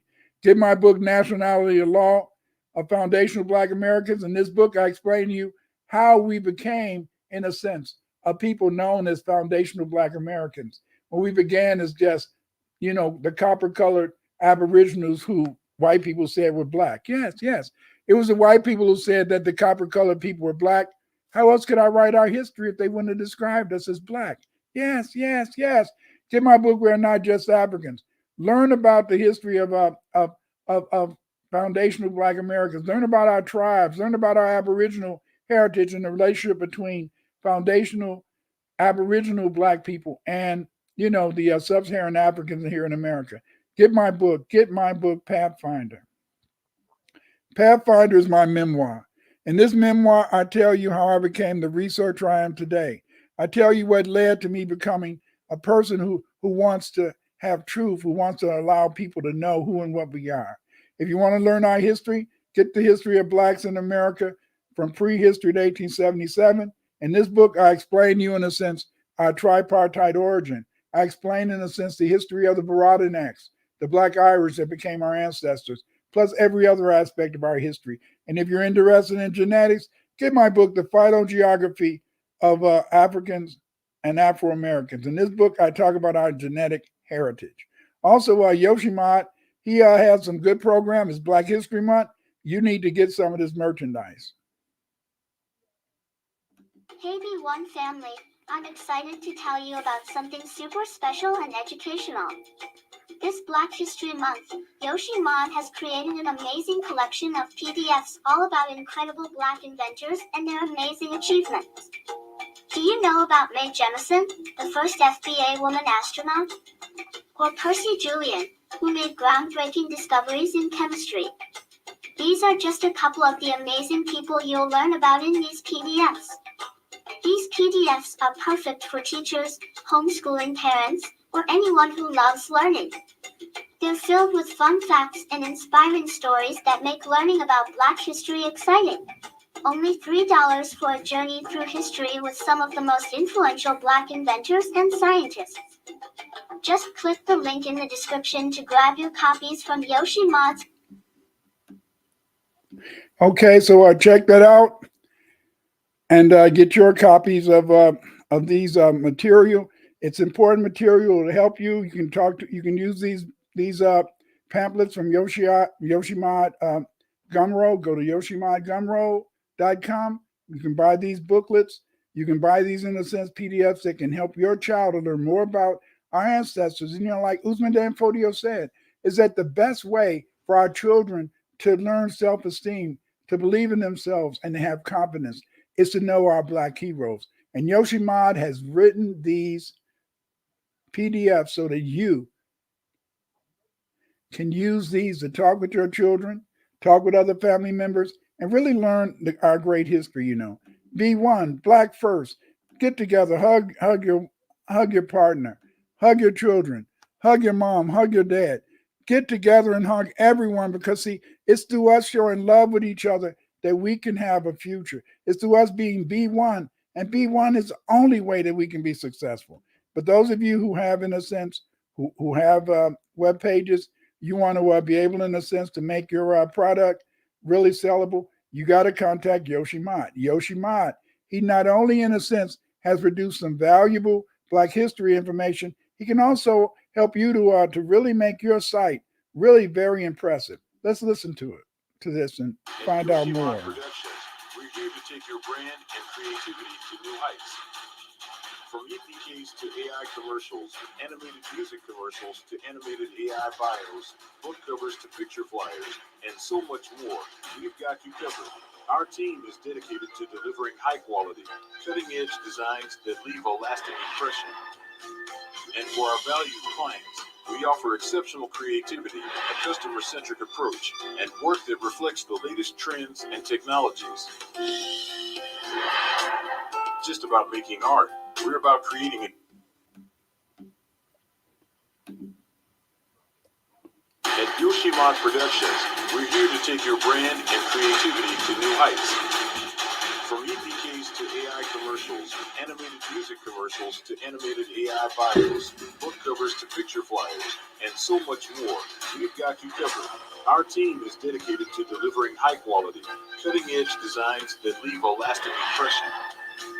And for our valued clients, we offer exceptional creativity, a customer-centric approach, and work that reflects the latest trends and technologies. Just about making art. We're about creating experiences. Your brand, your vision, our artistry. Professionalism and reliability are the cornerstones of everything we do. We're more than a service, we're your creative partners. If you're ready to make your brand shine, look no further than Yoshimon Productions.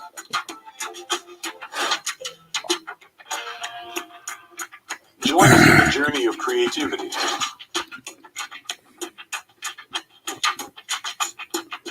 Contact us today and let's make your vision a reality.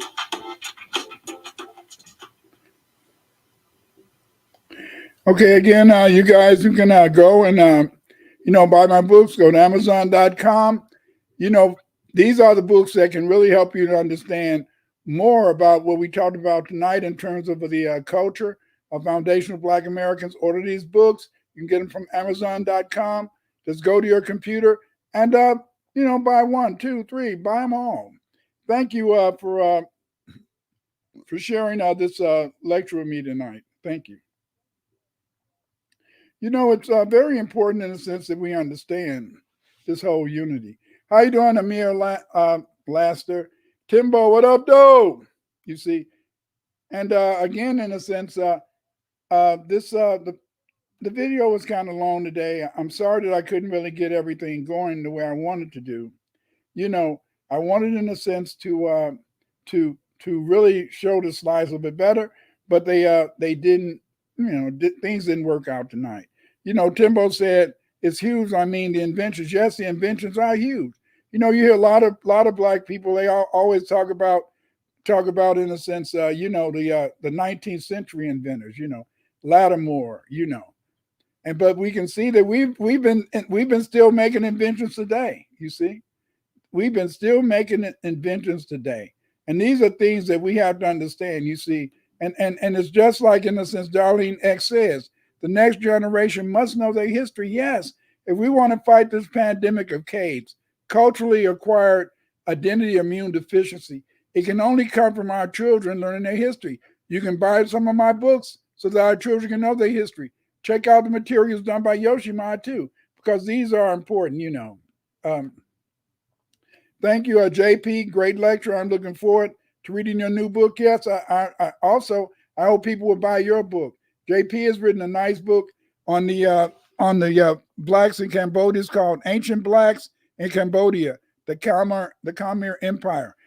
Buy the book. The book is very interesting, and you need to be supportive of Black authors who are trying to teach us about our history. And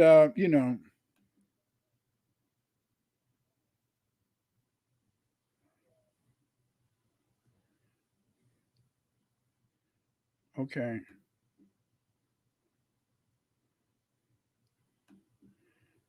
Joan says, thanks for a great lecture, Baba. As always, B1. Thank you for showing up. And Yoshimod says, Asheo, yes, grant my prayer. Grant my prayer, Almighty God. Grant my prayer that Black people will know their history. Grant my prayer that we're able, in a sense, to help our people, help our children to learn more and more about our history and who we are. And it's only through studying and learning who we are that we can be better. We got a few minutes. If you want to ask a question, you can ask a question now about the lecture or anything. So if you got a question, put it in the chat.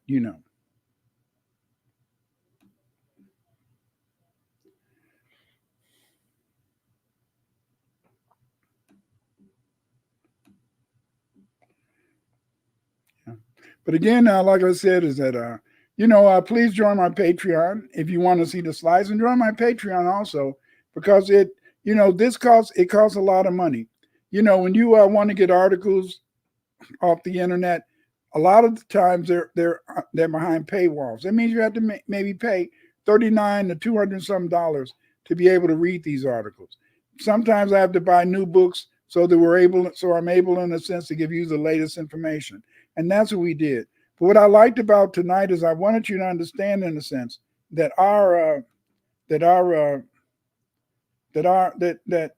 that the culture of foundational Black Americans is very important, and it's very important. And it says Dave Jr. says looks like they whitewashed Nathaniel Alexander was the FBA. You have to see it's not so much that they whitewash. You have to understand the sense is that we've been conditioned. We've been conditioned. We've been conditioned in a sense to believe that all of our grandmamas was raped.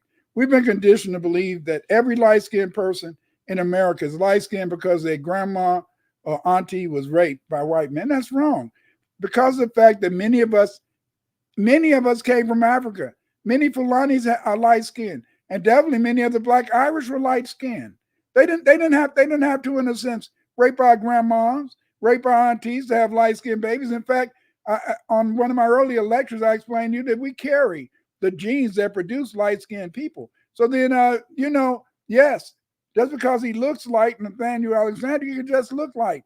That doesn't mean that he was, in a sense, white. But this whole idea that all Black people who are light-skinned had to come from white people raping us, that is a lie.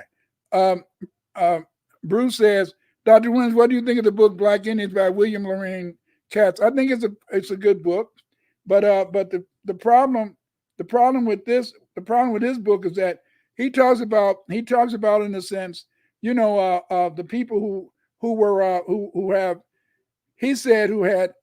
had Native American ancestry.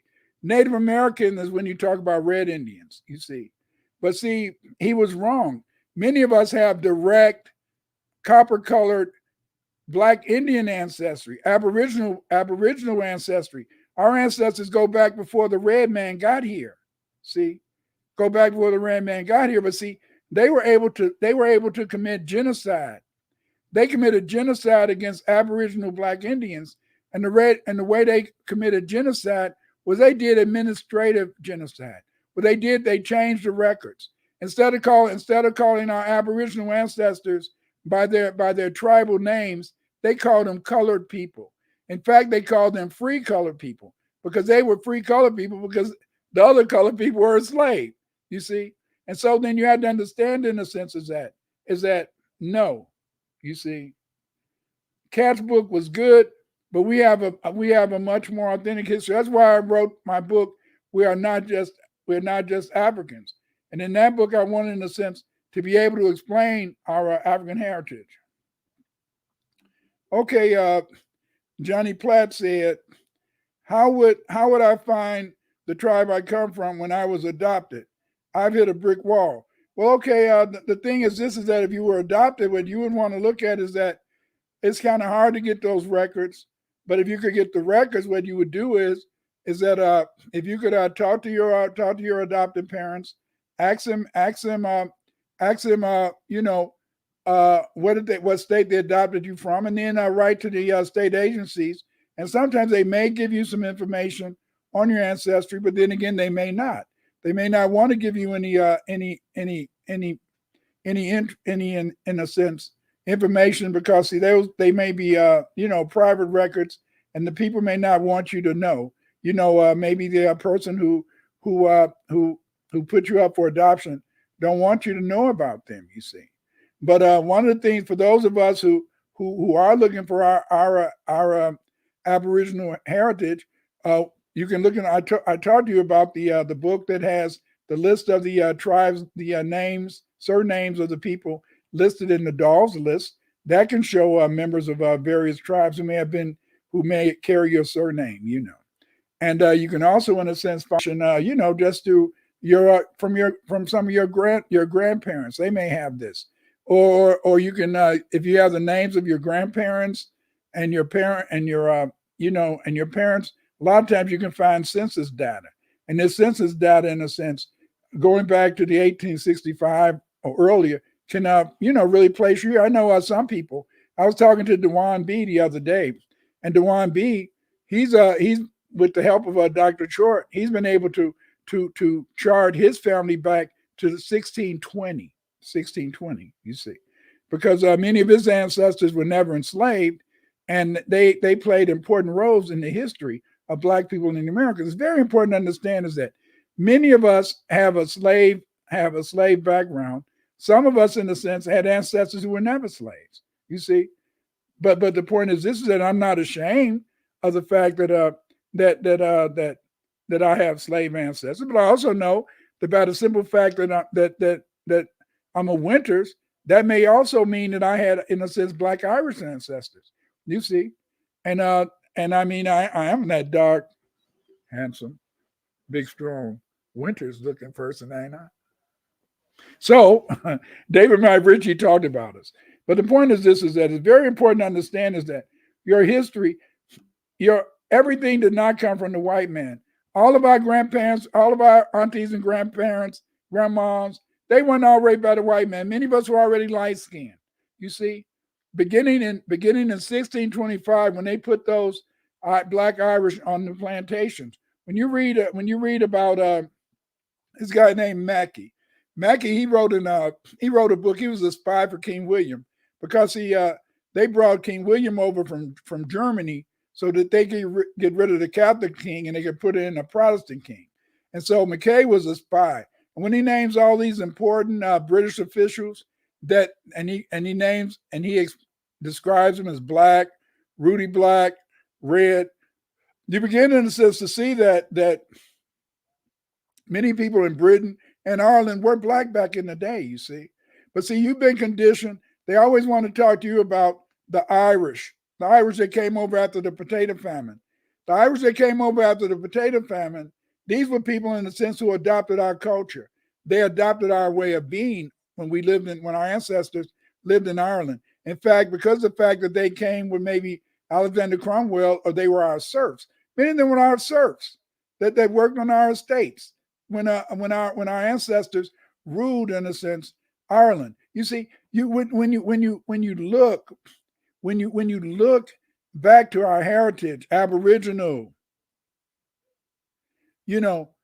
Black Irish, Sub-Saharan African, you see how so much of our culture is not identical to African culture. It's not even identical to Caribbean culture because our heritage is much more extensive.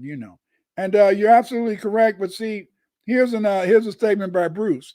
And Bruce, he picks up, is Walter Plecker most responsible for the classification, confusion of our Aboriginal heritage? I trace my folks back to 1790 to Gingaskin area in Eastville, Virginia, but none classified as native, just black. Yeah, the point is this: is that Walter Plecker, he was able to do that in the early 1900s, and he was able, in a sense, to change many of the records.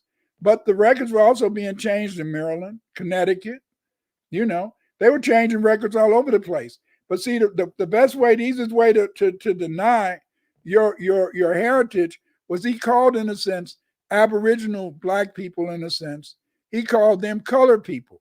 And then those black people who immigrated from maybe Britain, Ireland, Germany, and that weren't slaves, they would just be listed by their nationality: German, Danish, you see, like the Huguenots, the Puritans. A lot of the Huguenots and Puritans, they were blacks. You see, they were blacks. Yes, they were blacks. And that's why when you really check into the history, you understand, in a sense, that I hate to say it, like today I saw a very interesting video, and they was talking about this sister. They was talking about this sister who she's on the that talk program with Whoopi Goldberg, and she taught, and she found out when she went to the ancestry program, the Gates, and one of her ancestors was a slave, a slave, and a person who was involved in the slave trade. it's sad to say that many of us have ancestors who were involved in the slave trade because that was the way people got up. If people wanted to make some quick money, they would go to Africa, kidnap some slaves, bring them over here, and then they could make money to start businesses and things like that. I don't agree with it. I don't know of any of my ancestors, but I wouldn't be surprised if one or two were slave traders because see, they did not recognize themselves as having any affinity to other black folk. They didn't recognize themselves as being related. Yeah, Dewan. Yeah, Dewan. He's a very important person. He's doing right now. Dewan, he's doing a project dealing with our musical heritage. You see, whereas Tariq Nasheed, he's talking about hip hop. You know what Dewan B is doing. Dewan B, he's going over the entire history of black music. He has an a GoFundMe campaign. If you could, you could go and you could try to support his GoFundMe campaign, where he's trying to get the money to be able to film a lot of documentaries relating to our musical history, our musical genres. Because see, we didn't just create one genre over here. We created jazz, we created blues, we created every musical genre that they have. A lot of people are today. I know ABC. They were talking about Beyonce's latest music, and she's been making a country music song. And these country music people are up in an uproar. Some of the stations wouldn't even play. Some of the country stations wouldn't even play her music because they don't. But see, as they pointed out on ABC this morning, country music was began by us. How you doing, Johnny Platt? This country music was done by us. Of course, classical music. Darlene says classical music too. Yes, the violins. Go back and look. Go back and look at what I showed you earlier. If you're my Patreon, or go back and look at the movie, and you'll see the instruments. This video, you see the instruments that our ancestors, that our Black Irish ancestors use. And this is so important. This is so important. Next, right here, Amir Laster, he says, Dewan breaks shit down like the weed he smoked. Nothing wasted. You might be right. Next Wednesday, I'm going to be with Dewan, and we're going to be talking on a show next. He's going to do a show next Wednesday, and we're going to be talking about, in a sense, talking about FBA music, at least from the European perspective, in a sense. Again, Bruce says, in addition to the music history documentary, Dewan is also doing a complete FBA music history teaching course. Much respect to that brother. Yes, Dewan is on the case. I was talking to Dewan yesterday, and I told him I'm really hoping that he'll make a book. He'll make a book to accompany the documentaries that he's doing. He said he will. And I'm very excited about the research of Dewan, because Dewan B, what he's doing is that he wants to take our music to a new level. He wants us to understand our creativity, our culture. That's what I want to break down to you today, is that we have a very unique culture. Our culture is rich, you see. And because of the fact that when the Caucasians came over here, because of the fact that they wanted to produce in America, the culture that they experienced over there in Europe, that left, in a sense, America without a culture. And we filled that vacuum. We filled that empty state. We created the food. You go around the world, everybody wants fried chicken. How many people want shepherd pie? No. I'll take some fish and chips. But you see, that's it. Every cookbook over here is mainly based upon on the cooking of black people. Barbecuing. You know how we got barbecuing. Barbecuing, in a sense, came from our Aboriginal ancestors. Yes, our Aboriginal ancestors used to barbecue, various animals. That's what makes us so good in barbecuing foods. And that didn't come from Europe. That didn't come from Africa. It came from our Aboriginal ancestors. As I tell you, We have a tripartite. We have a tripartite in a sense origin for all this stuff. Okay, Bruce said, I owe it to Dewan for introducing me to your teachings with an interview he did with you a few years ago on his channel. Yeah, Dewan. Dewan, he's in my Patreon. He's been supporting me. He's one of my earliest supporters. In fact, Dewan was one of the first people to ever, in a sense, really support me. He brought me on the show, and that's how I got to meet. That's how I got to meet Dr. Short, because it was through Dewan that Dr. Short contacted Dewan. Then Dr. Short, Dewan gave him, asked me, could we communicate? And that's why I've been working with Dr. Short ever since then. And Dr. Short and I, we participated in the making of the American Maroon by Tariq Nasheed.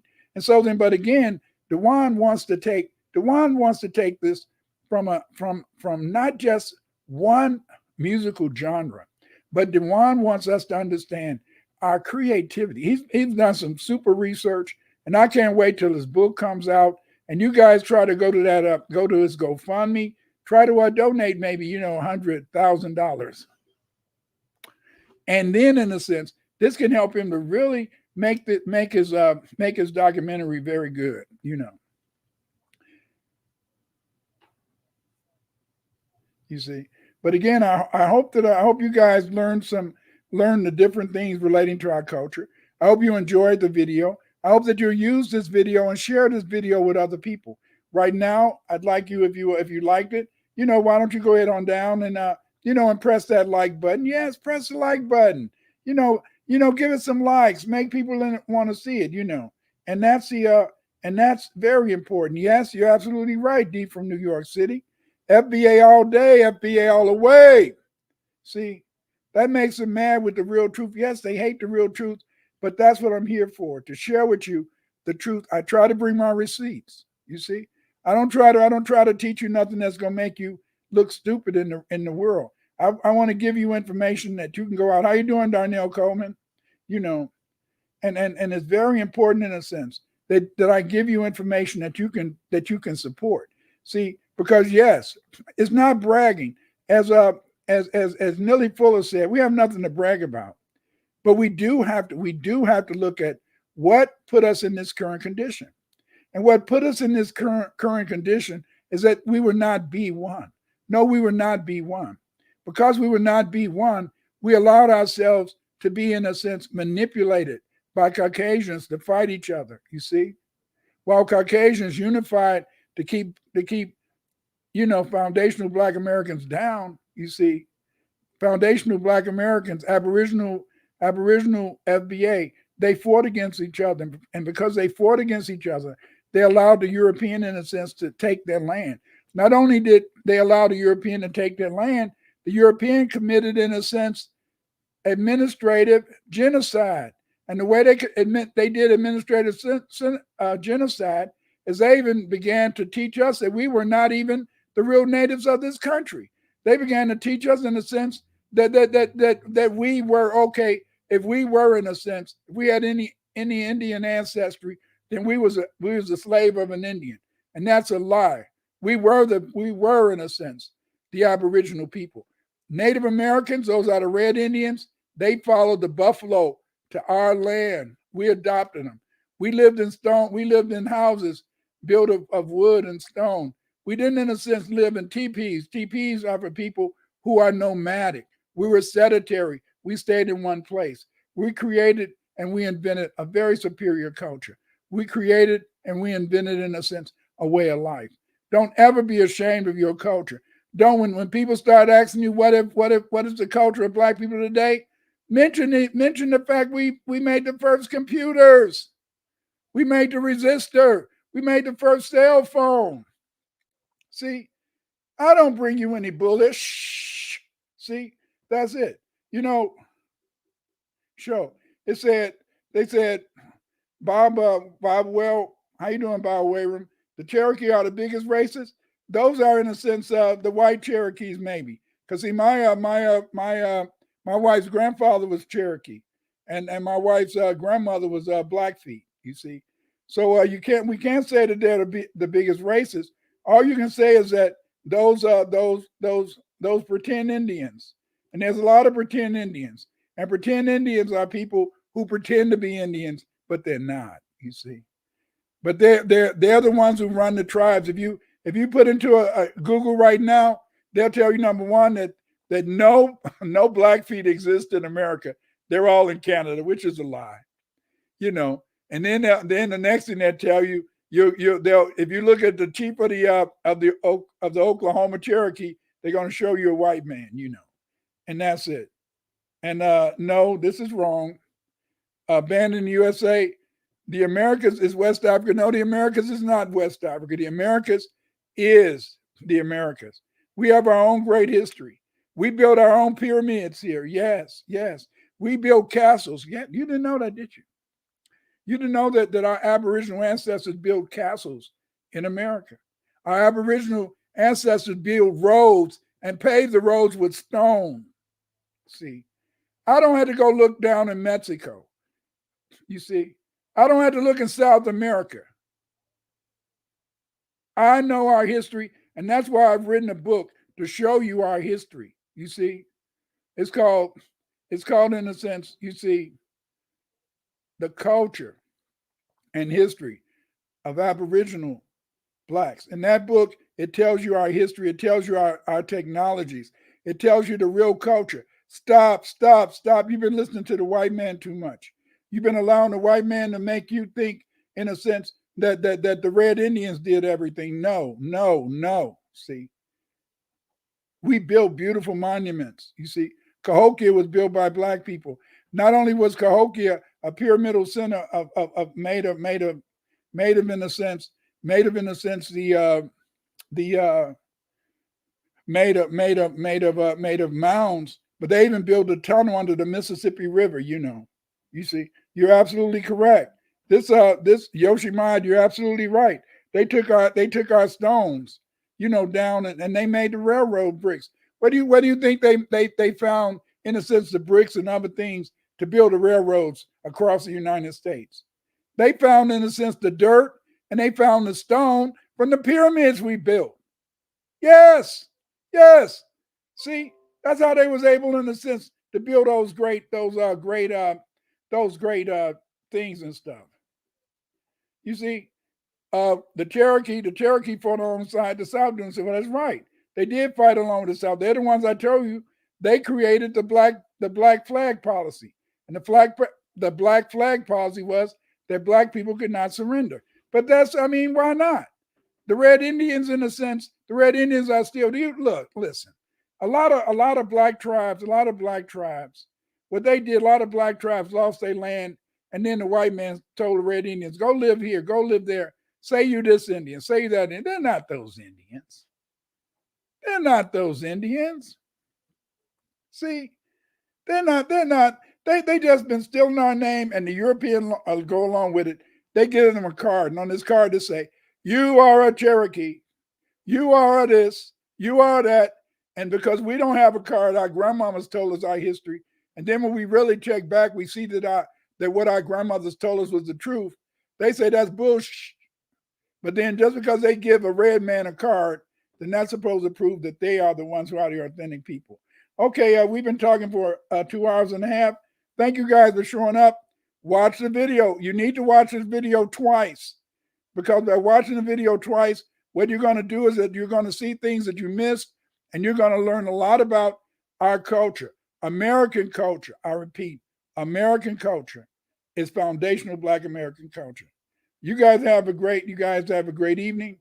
Good night.